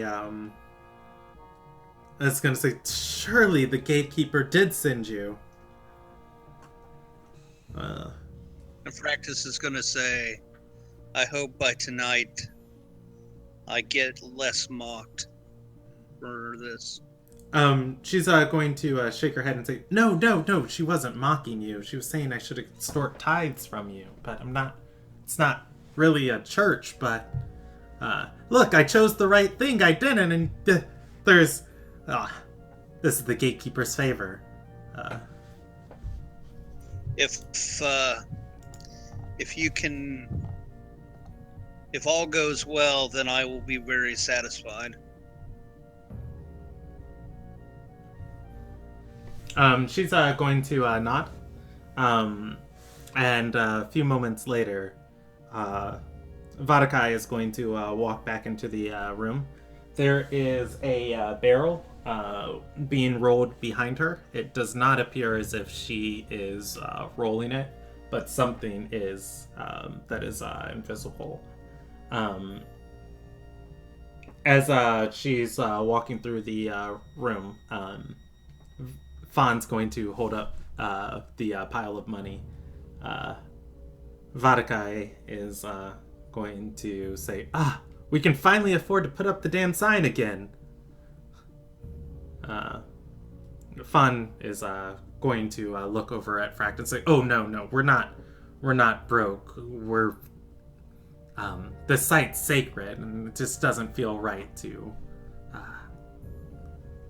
charge people to come here. We do with the captain's donations from Hartsward. Vadakai huffs as she leaves the room. You don't have to impress me. I came here on a mission, and if y'all deliver, then, like I said, the money is well worth it. I'm going to go out and talk with my friends. We were going to leave. I'm going to ask them to delay. She's going to walk out and say, allow me to join you. If you wish. All right. As you exit the tower and go back into the tree trunk that that's built into this tower, it is a colossal thing that goes upwards. You can see there's a area in the center of it where light is shown in. From the bottom area, though, you can see that Vadakai is filling up one of these basin. That was the word I was looking for. Why am I just so daft for words lately? Oh my gosh, my brain is just melting. Basin. You can see Vadakai filling up one of these stone basins with that barrel of water. She's going to speak up and say, There's lots of different stories of rumors from the rumors and legends of the West. There's moon singers and sun singers, tales of water spirits that can reinvigorate the souls of man. You have to find something that you hold true and you cling to it. And sometimes it fails you, but sometimes she gestures to you and says, there are moments that restore your faith. Long ago, people would gather here almost monthly, and they sing while in supplication in these basins. I was just a little girl then, and the songs, they seem to change with the needs of the season. I'm trying, she holds up the tome and says, I'm trying to record what I can of our faith, but I feel even now sometimes it slips. I see words that I've written change. And I wonder if it's a force that's beyond me. Nonetheless, if you come back this evening, we'll have the pond, or we'll have the basin ready for you. I'm going to turn to everybody and say,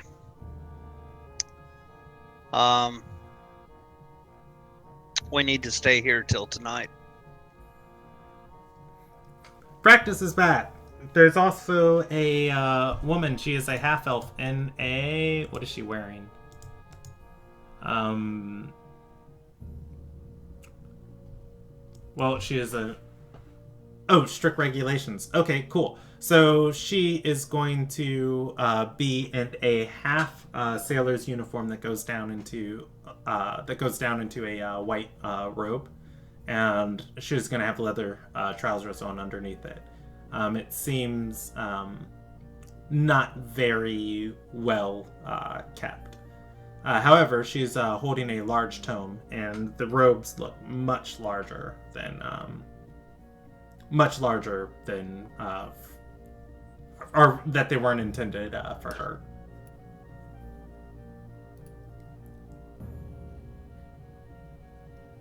Well, I'll have to check with the rest about that. I think they were planning on heading out as soon as possible.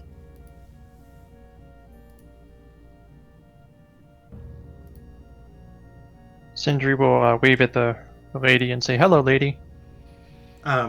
She's going to wave at Sindri and say, "Ah, aren't you the most curious little halfling? Hi, I'm Fawn. Or Mother Fawn." Pleasure to meet you. While Sindri is talking to her, Fractus kind of moves Ogun off out of earshot of her and say, I think this might be a way to bind Elena into the afterlife for good. It's something. Okay. It is something we need to do, and I want your input on this as soon as we say goodbye to her. Okay. And I give him a brief recounting of what happened inside, Okay. but not a very long one because I want to get back to the group so we can part ways. All right. Yeah. You guys are able to. Fun doesn't hold you too much before you guys head off. So once out of earshot, Ogun's going to get into some conversation there. So, practice. Run this by me again. How exactly is this supposed to work? I mean, supposedly we're making a deal here, and Well, what? They're just going to go, yeah, sure, we'll hang on to her.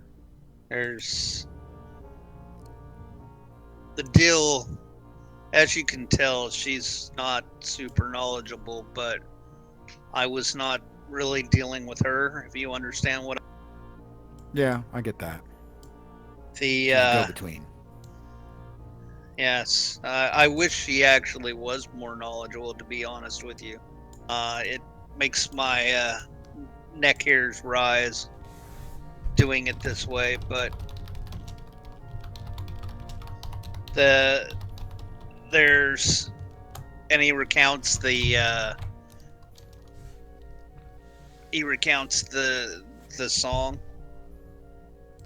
and says, from what I can tell here, this entity is bound to stay in the underworld.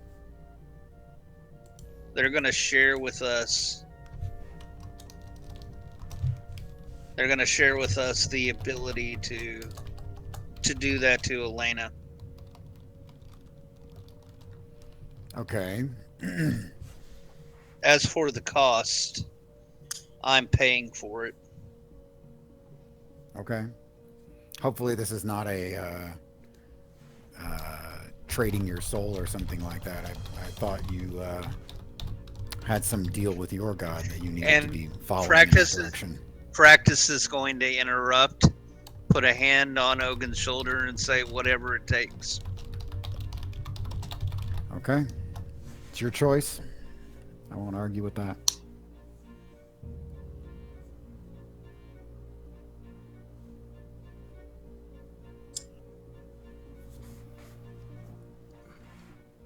You know, this group really needs to stop making deals with higher beings.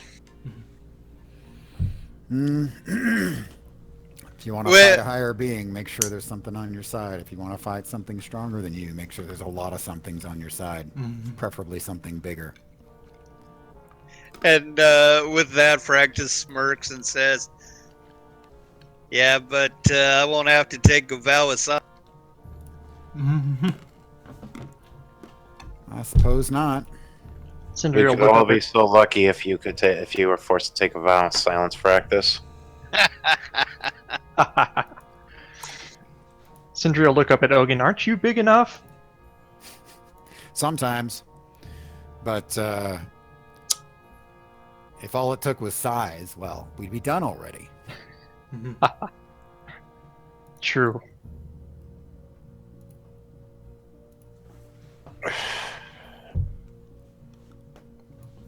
So what are we going to do till tonight? I don't know. These dock towns can be fun sometimes.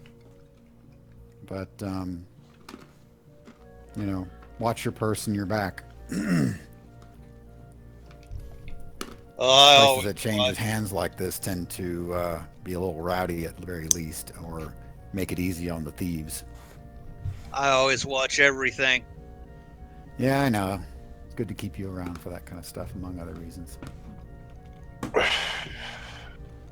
Why, Ogun, that's the nicest thing you've ever said to me. You don't hear what I say when I'm not looking at you. Yeah, you're still a weird dude, though. To be fair, most of the things he says when you're not around are things he would say to your face. That's true. Ain't that the truth? I'm occasionally kinder when I want somebody else to be nice to you later.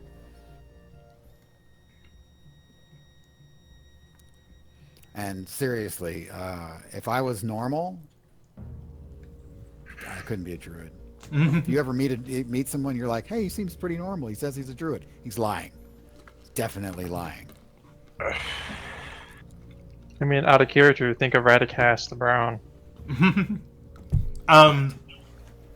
Okay, so if you guys want, I'm fine with you guys time skipping to night, unless you guys want to do other things.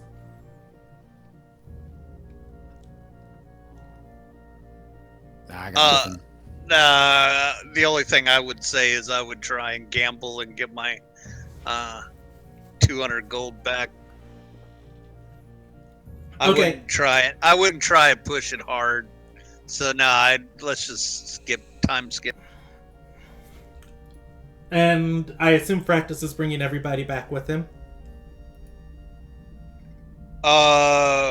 Just the same people. I again trying to keep this out of Teeks. Okay. And this time, I guess everybody will be able to walk inside of the tree trunk. And it is the 29th of Hunter. It is almost a full moon. As you walk inside of Eucalyptium, you are going to notice the basin that they lit up, or rather the basin that they filled up with water, is almost receiving a direct ray of moonlight. There are several candles that have been placed around the basin, and the stone pathway, or the broken stone pathway that leads towards it. Candles lining the walkway. Near the basin, Vadakai sits on a bench that has been brought out. She reads from a book. Noticing you step in, she's going to stand up and attach her book to her belt, and then place her hands behind her back. Yeah, you see her in the distance. Everybody else, for the first time, walking through here, you are in that giant hollow tree trunk that I mentioned. The walls of this tree trunk are engraved and burned with different lines of text and poems and songs. However, no poem or song is complete, as it appears axes were taken to the wood of the building to intentionally destroy the literature. So, Ogun's very curious about this writing. What was the language you said again? From what you can see, it looks like common tongue. However, it is decoratively carved. It's an artisan script, but just like, it would be what amounts to cursive, if you were, referring to English. Like it's in common tongue, but it looks significantly fancier than regular letters. Like these aren't just carvings like someone did with a knife. These are actual like engravings and burnishings and things. Okay. Anyway, he's curious. He's looking it over. I wonder, does that sound like something I've read before? And so on and so forth. Just because, Sindri would be curious too, looking around it similarly.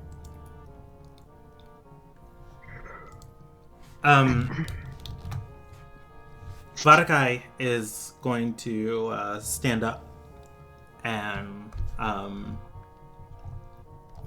say the songs. Oh, no, well, first she's gonna welcome Practice back and say, it's interesting to see that you've returned. You really are gonna go through with this. I've attended several of the Moon Night singings. However, the songs that the circles sung were always different. I do recall, though, out of the 3 I went to, it did start off the same way. I can't quite remember it, but there was an importance between stone, sea, and sky.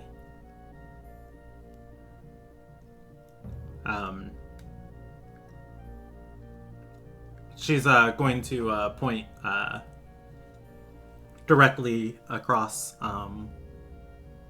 Well, I mean, you guys are in a circular room. Everything is directly across from you. She's going to point to the western wall and say, I remember in daylight, perhaps that was the song. She shrugs and says, well, in any case, everybody into the water and good luck. She's going to bow and take the stone pathway back towards the tower. Hang on. Everybody into the water? She looks back at you and says, yes, everyone who would come would be devout. Even though I wasn't, back when I had a soul, they forced me to kneel in the pool. I'm here to pay the price, not them. She's And with that, Fractus just starts, I assume, stripping, and he starts taking off. She's gonna like hold up a hand and say, no. The basin, by the way, is only about 5 inches or 4 inches deep of water. Like, you know, kneeling in it, you're basically in a puddle. And there's a stone pedestal in the center, and the circle itself is about 10 feet in radius. And she's going to say, no, all you have to do is kneel in the water. No need to reveal those parts of you. Okay. She's going to look at Ogun and say...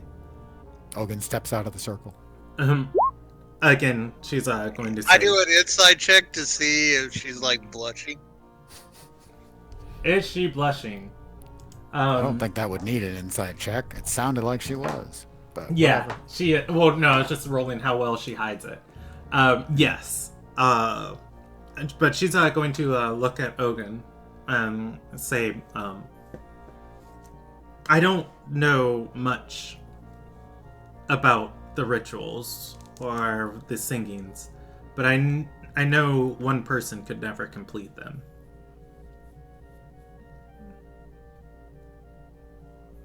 Again, when I was roaming through going this... to look at her and say,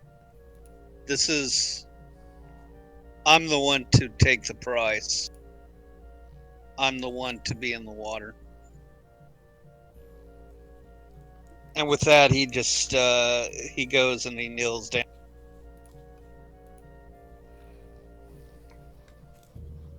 All right.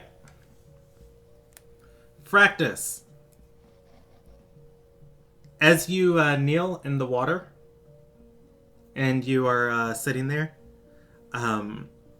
you notice the water... Hello?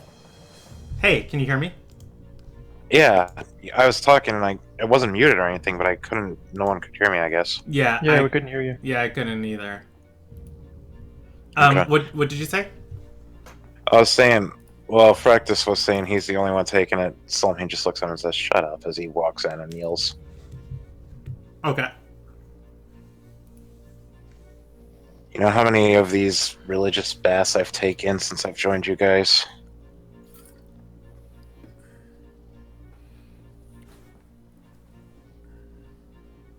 Quite With a that, few. Fractus says, and it still hasn't helped you any. By the way, what's up with you getting naked in front of elves lately? Bad habit. All right. I've never done these things. I don't know whether I should be skinned to the moon or... No. Practice. If you're in one of my rituals, it's skin to the moon. If you're in front of elves, they usually want you to keep your clothes on. That's not what most guys said. Yeah, that's because she's having a bang you ritual.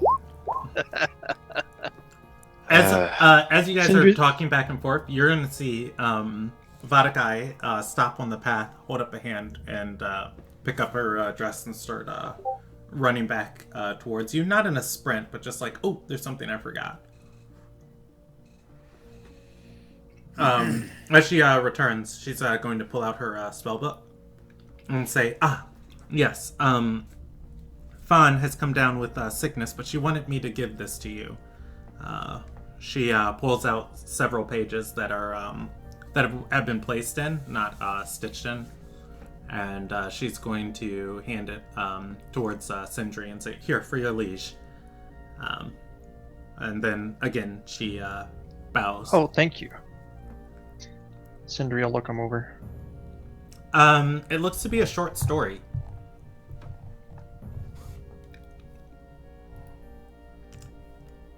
Okay. And does it seem slightly relevant at all, or just something for pondering later?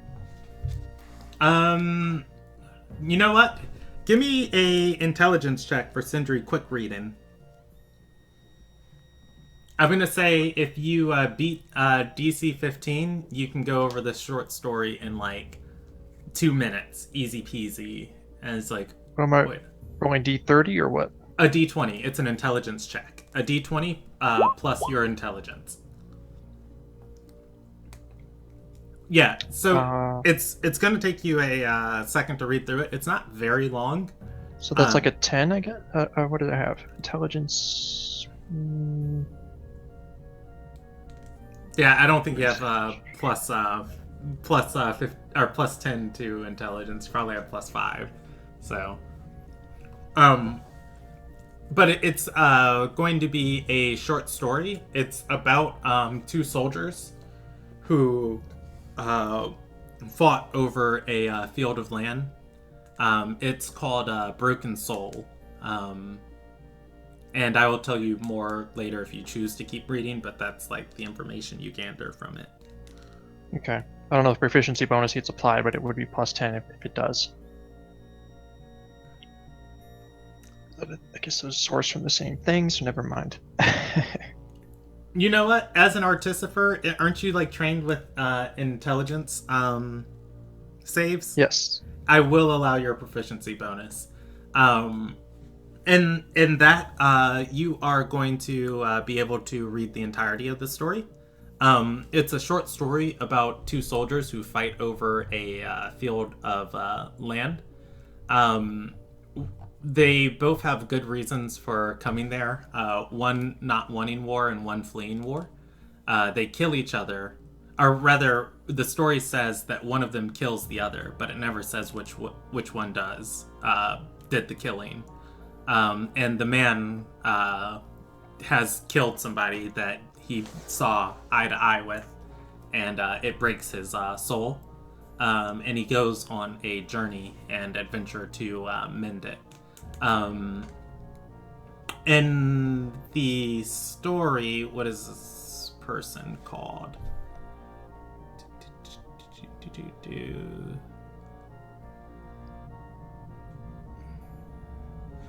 In the story, it references finding a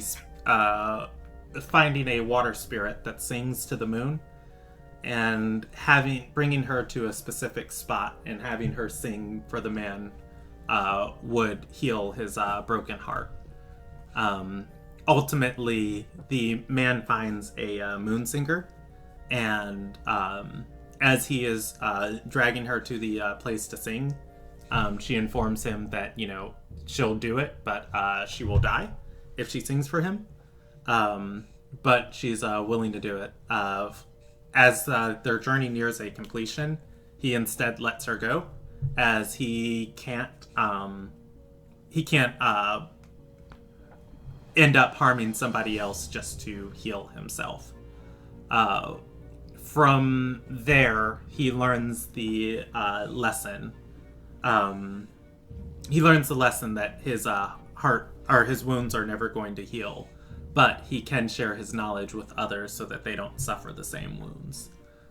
And that is the whole thing. But in it, it's kind of loosely relevant to what you guys are doing, singing to the moon about stuff. Okay.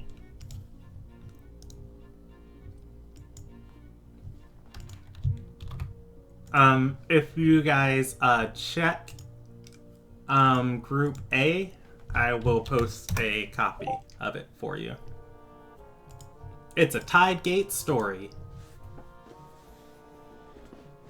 Sindri will mutter something about moon nymphs or something. Moon silt. Yeah, nymph's the right word. For water.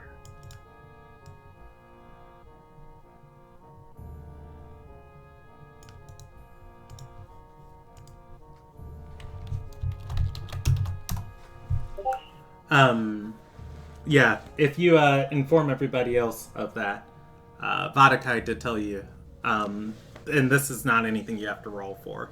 Vadakai did tell you guys there's something important about sea, stone, and sky. But Travel until stone meets sea, and then until the sea meets the sky.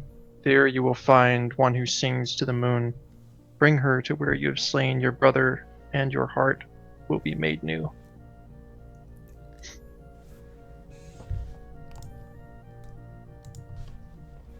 all right, you, Ogun, Fractus, and Soulmane are kneeling in the water. There's moonlight draping in from overhead. What do you guys want to do? Oh, not Ogun, just Soulmane and Fractus? Yeah. Okay.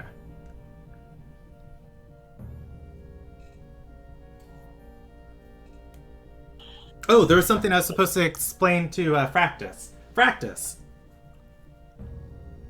Yeah. as you sit there in the water, waiting for something to happen, it kind of almost feels like this is a waste of time as the water like slowly stills. Then just slowly you see the water just kind of perfectly reflecting the moonlight, and then the little bits and speckles of starlight that drape in behind it. That is it. It just reflects everything. Mm-hmm.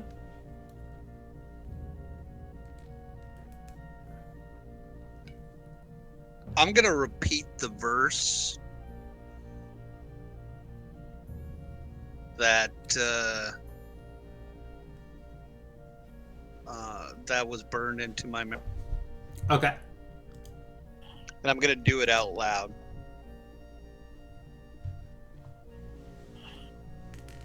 Okay. Go ahead. Or rather, does Fractus just say it? Yeah, I wasn't gonna actually Okay. say it. Yeah, as Fractus says it, you feel power in the words, but something feels off. Sindri will say, "All together now!"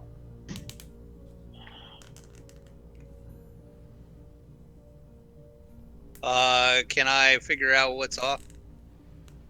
Go ahead. How What do do you I roll? You can roll me an Arcana check. You can roll me a History check. You can inspect the wall where Vadakai pointed out.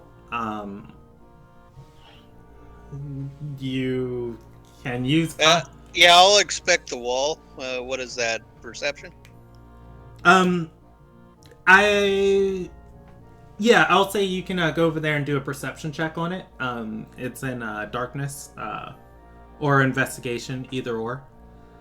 I'm gonna say investigation because it's destroyed, and you're intentionally trying to like piece back together like pieces of it and make unfurls of just like what the letters would have been.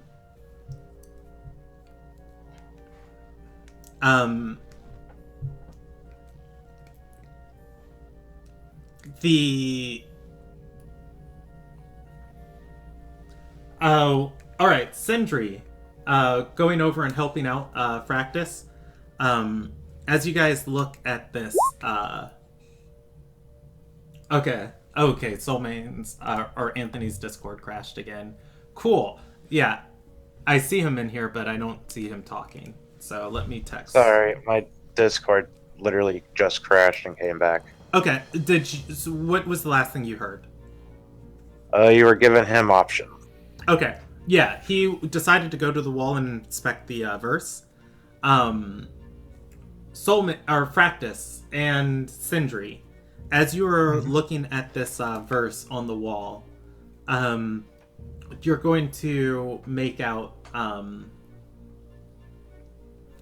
the of all.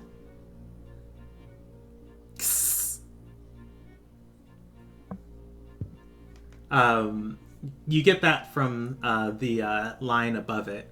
Then underneath it, you see things like sit and meets, sing, light. Like it's really hacked up. But What you guys got?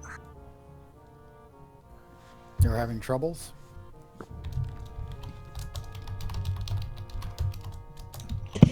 Something's off. It feels right, but it's not like it's everything. Hey, Brandon. Mm-hmm. Could I go over and... Like, how long is the phrase on the wall? Doesn't look like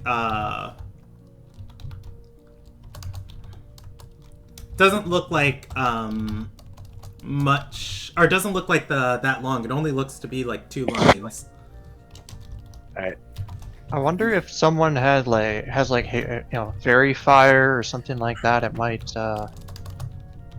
Oh, you just need light? Well, it might help it remember, like Produce it flame. might know its original form or something. Oh, well, I don't know about that. I'm sorry, Discord formatted that weirdly, but I put what you guys see on there. I should probably replace these to different characters. Let's go with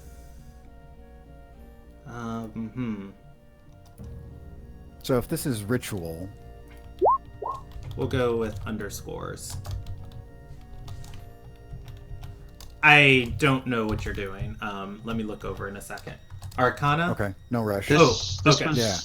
this was part of the story. Well, that also Discord formatted weird. Ha, wait, here we go. I can paste it on Roll20 because Roll20 will not format that.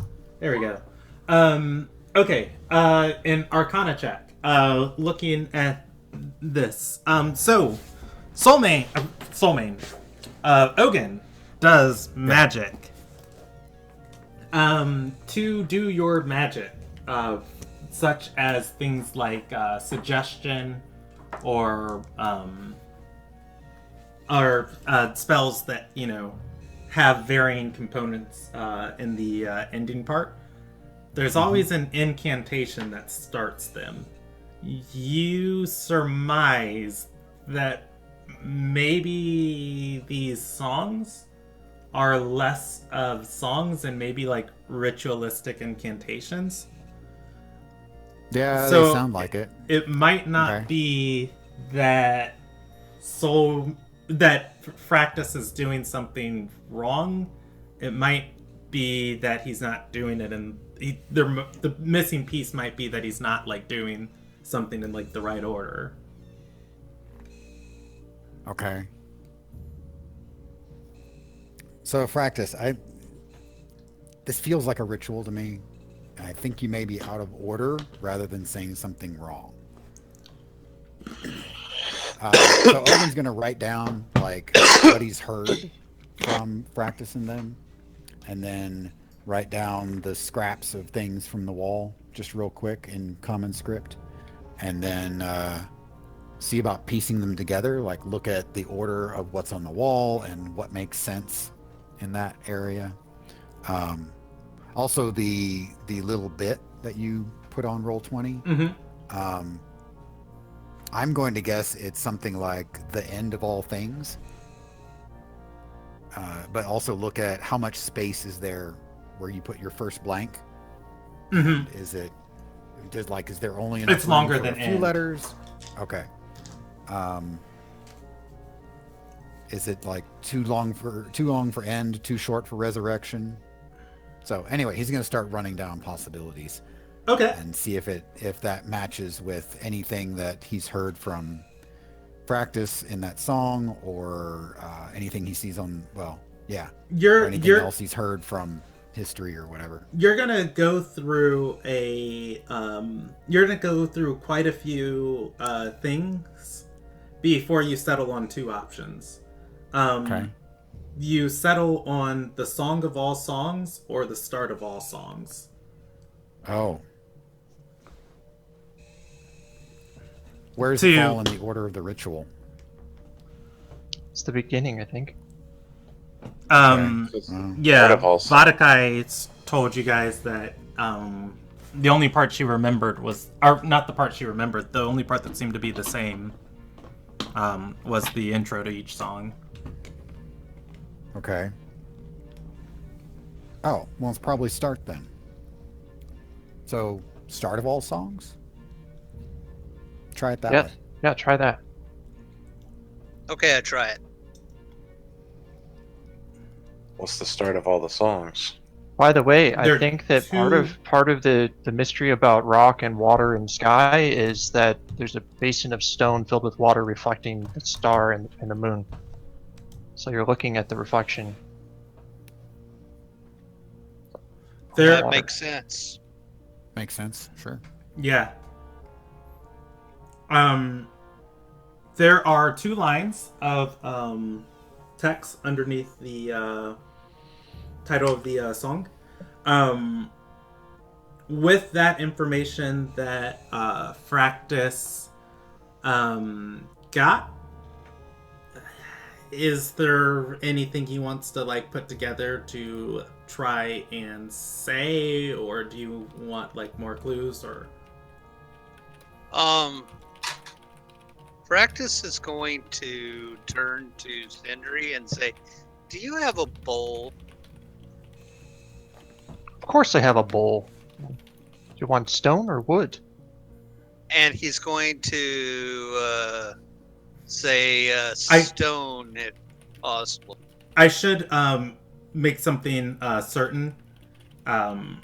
You guys are in the middle of a skill challenge, and you have 2 successes on the skill challenge so far. Oh, I wish you would have told me that. Okay. Well, that's why I did. Because, Shelby, I remembered something as we were doing this. Matt Colville's video that you and I talked about. Players enjoy skill challenges more often when they know they're in a skill challenge. Yes. No, bringing up Sindri's point about the reflection. Mm-hmm. Could I do like an investigation or a sweep to see where like maybe the best spot would be where all 3 line up perfectly?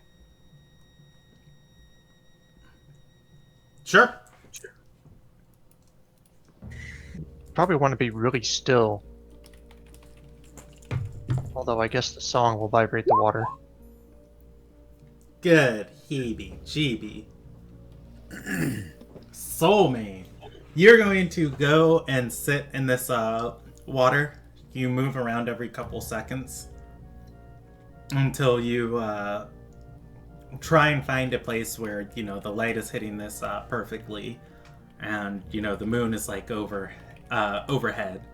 And nothing quite feels right to you. Nothing feels perfect, but everything just kind of feels like muddied together. You know, you're surrounded by darkness, you're surrounded by light, you know, you're you're sitting in this stone basin in the water under like the night sky, and you're just trying to like think, like, okay, what would it take to get this like ritual right? And then it just kind of drifts into your mind of like you envision. Actually, I feel like it's better if you say this, and I'm going to send you this message. Like, Okay. with the help of everybody else, you kind of just like come to this of just like, wait, and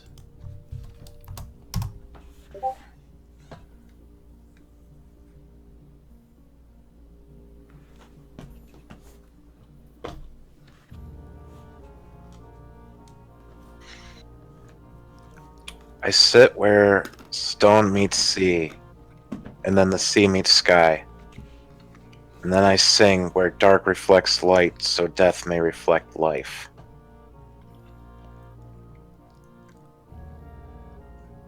If you're looking for the right spot, don't forget time. The moonlight will move. as you just need to wait.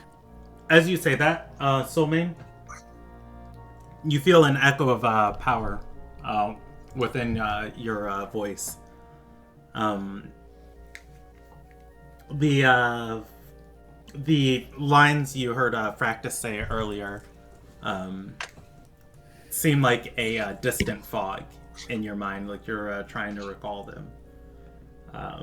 However, like, kind of like that hum, or like that heartbeat you get, or that satisfaction you get of just kind of when you're singing to a song and you're on the same tempo and same rhythm of the song, like, you have that satisfaction.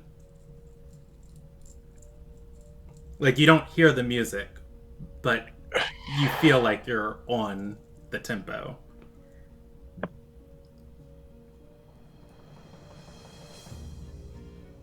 Okay. Practice. How did that song go again? I'm gonna go ahead and sing it. And I'm gonna try to repeat it as he does, following in the tune that's going through my head.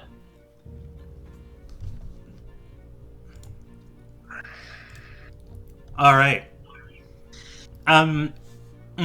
Excuse me. As you are singing. Still doing the skill challenge. No, you're not. As you are singing, you guys are going to see the pond start to reflect the moonlight even more so. It starts giving off a dim aura of light around you.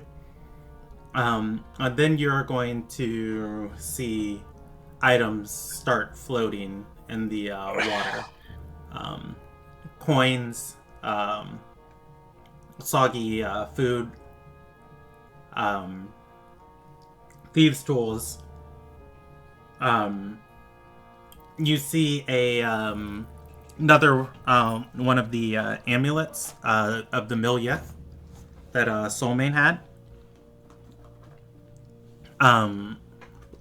float up through the water. And then the orb that you got off of Elena, it starts rolling through the pond. Finally, you're going to see the water starts raining just a little bit upwards, falling in a very odd fashion, all towards the center of the center pedestal. On it sits a string giving off pale moonlight as the water slowly falls and streams back into the pond below.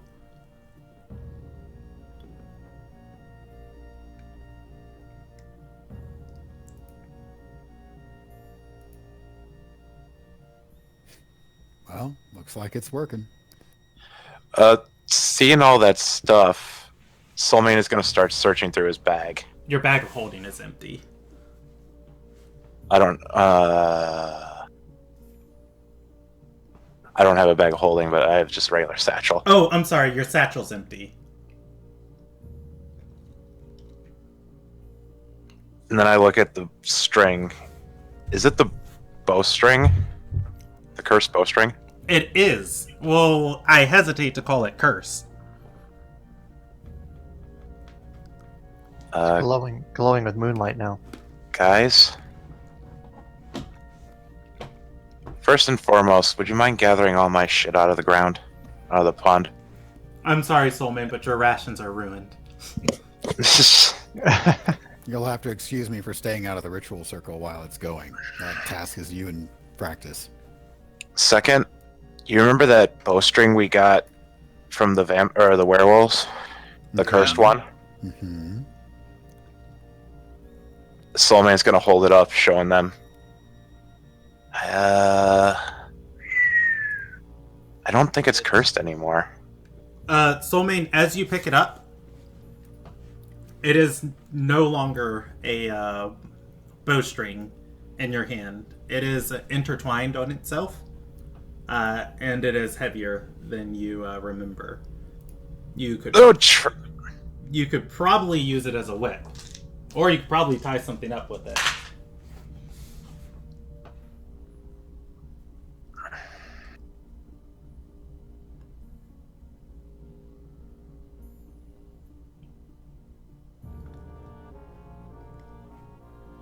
We might have... Huh. This isn't a bowstring anymore either.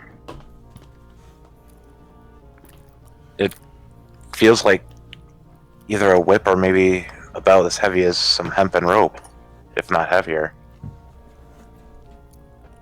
Practice, what did you ask for? A weapon to bind Elena to the underworld? Bindings acquired. I think we got something.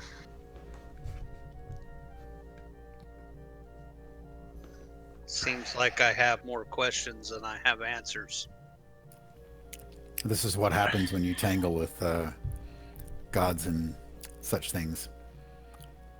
The werewolf slaying bow might have been more useful in other situations, but this is what we have. Always be careful how you pray. You never know how they're going to answer.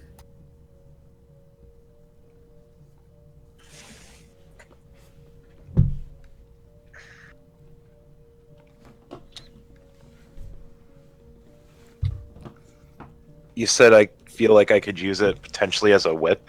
Mm-hmm. I kind of try to, not towards anyone, just kind of crack it in the air. Yeah, you're able to do so. This could be fun.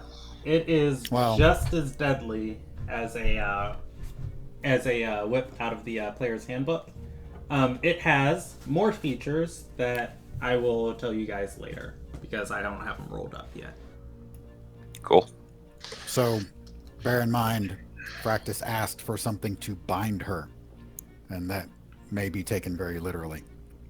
Well, Fractus,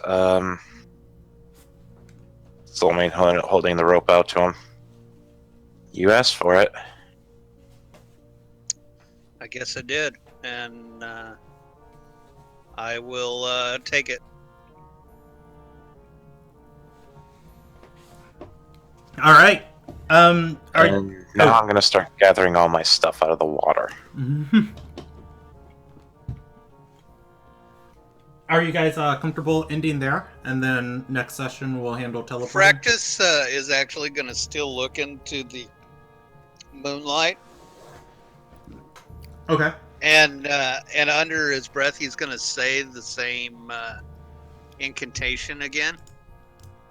Okay. So as Soulmane is going to go out, and in Practice's mind, he's going to say, and what about my deal with eternal life?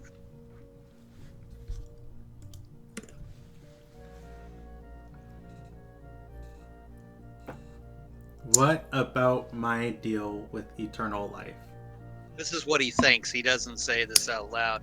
And he says, I'll give you more souls. Does he say that? He thinks it. He doesn't actually say anything out loud. But he's communing. He's trying to commune with Ronald. So when you sing the first part of the incantation, you feel that same alignment that Soulmane that I described for Soulmane earlier. But as your song turns to mental thoughts. I'll say it out loud, but I'll say it very, very soft. Yeah, as your song turns to like mental thoughts, you kind of feel like a drifting away from that rhythm.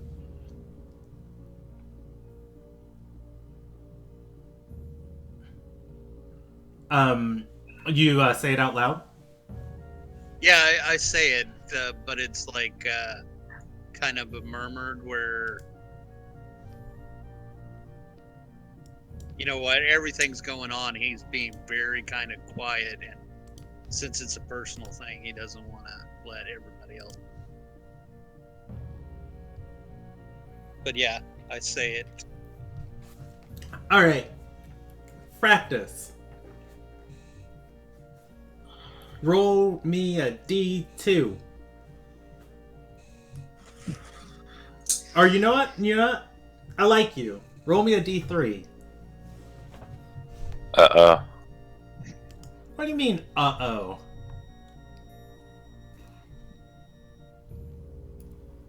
Yeah, that's an uh-oh. I don't see your roll if you rolled, by the way, Shelby. All right, a 2.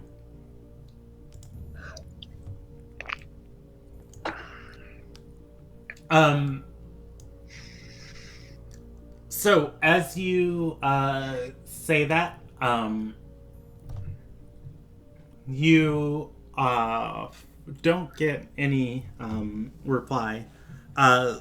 Looking up though at the moonlight, you are going to just become just so entranced on it to the point where it starts growing brighter and brighter and brighter, and you feel blinded until you see the moonlight is actually descending on you, and from it you see the silhouette of a angel, almost like the one you saw before when you were underwater, and it was killing all of your friends. Oh, fuck. Oh, it's not the same one. It's a different one. That's fine. Angels and us don't mix well right now. You are going to. Well, actually, I think this is a good point to stop. As it descends on you, it is going to say, you call to trade souls onto the Aramir. I, the Tide Warden, Kalinar, have come to hear you. And we will end there. So is the Iramir like some legendary spirit boat or something? What does Yeah. everybody else see this, or is it just me? That's uncertain. We will find out. Practice is not aware. Okay. Okay, let's do. Way to cliffhanger it there, Hey, Brandon. that gives Way to us more room to work with stuff next session. Teak comes back. You what now? Well, yes. Let's do experience for tonight.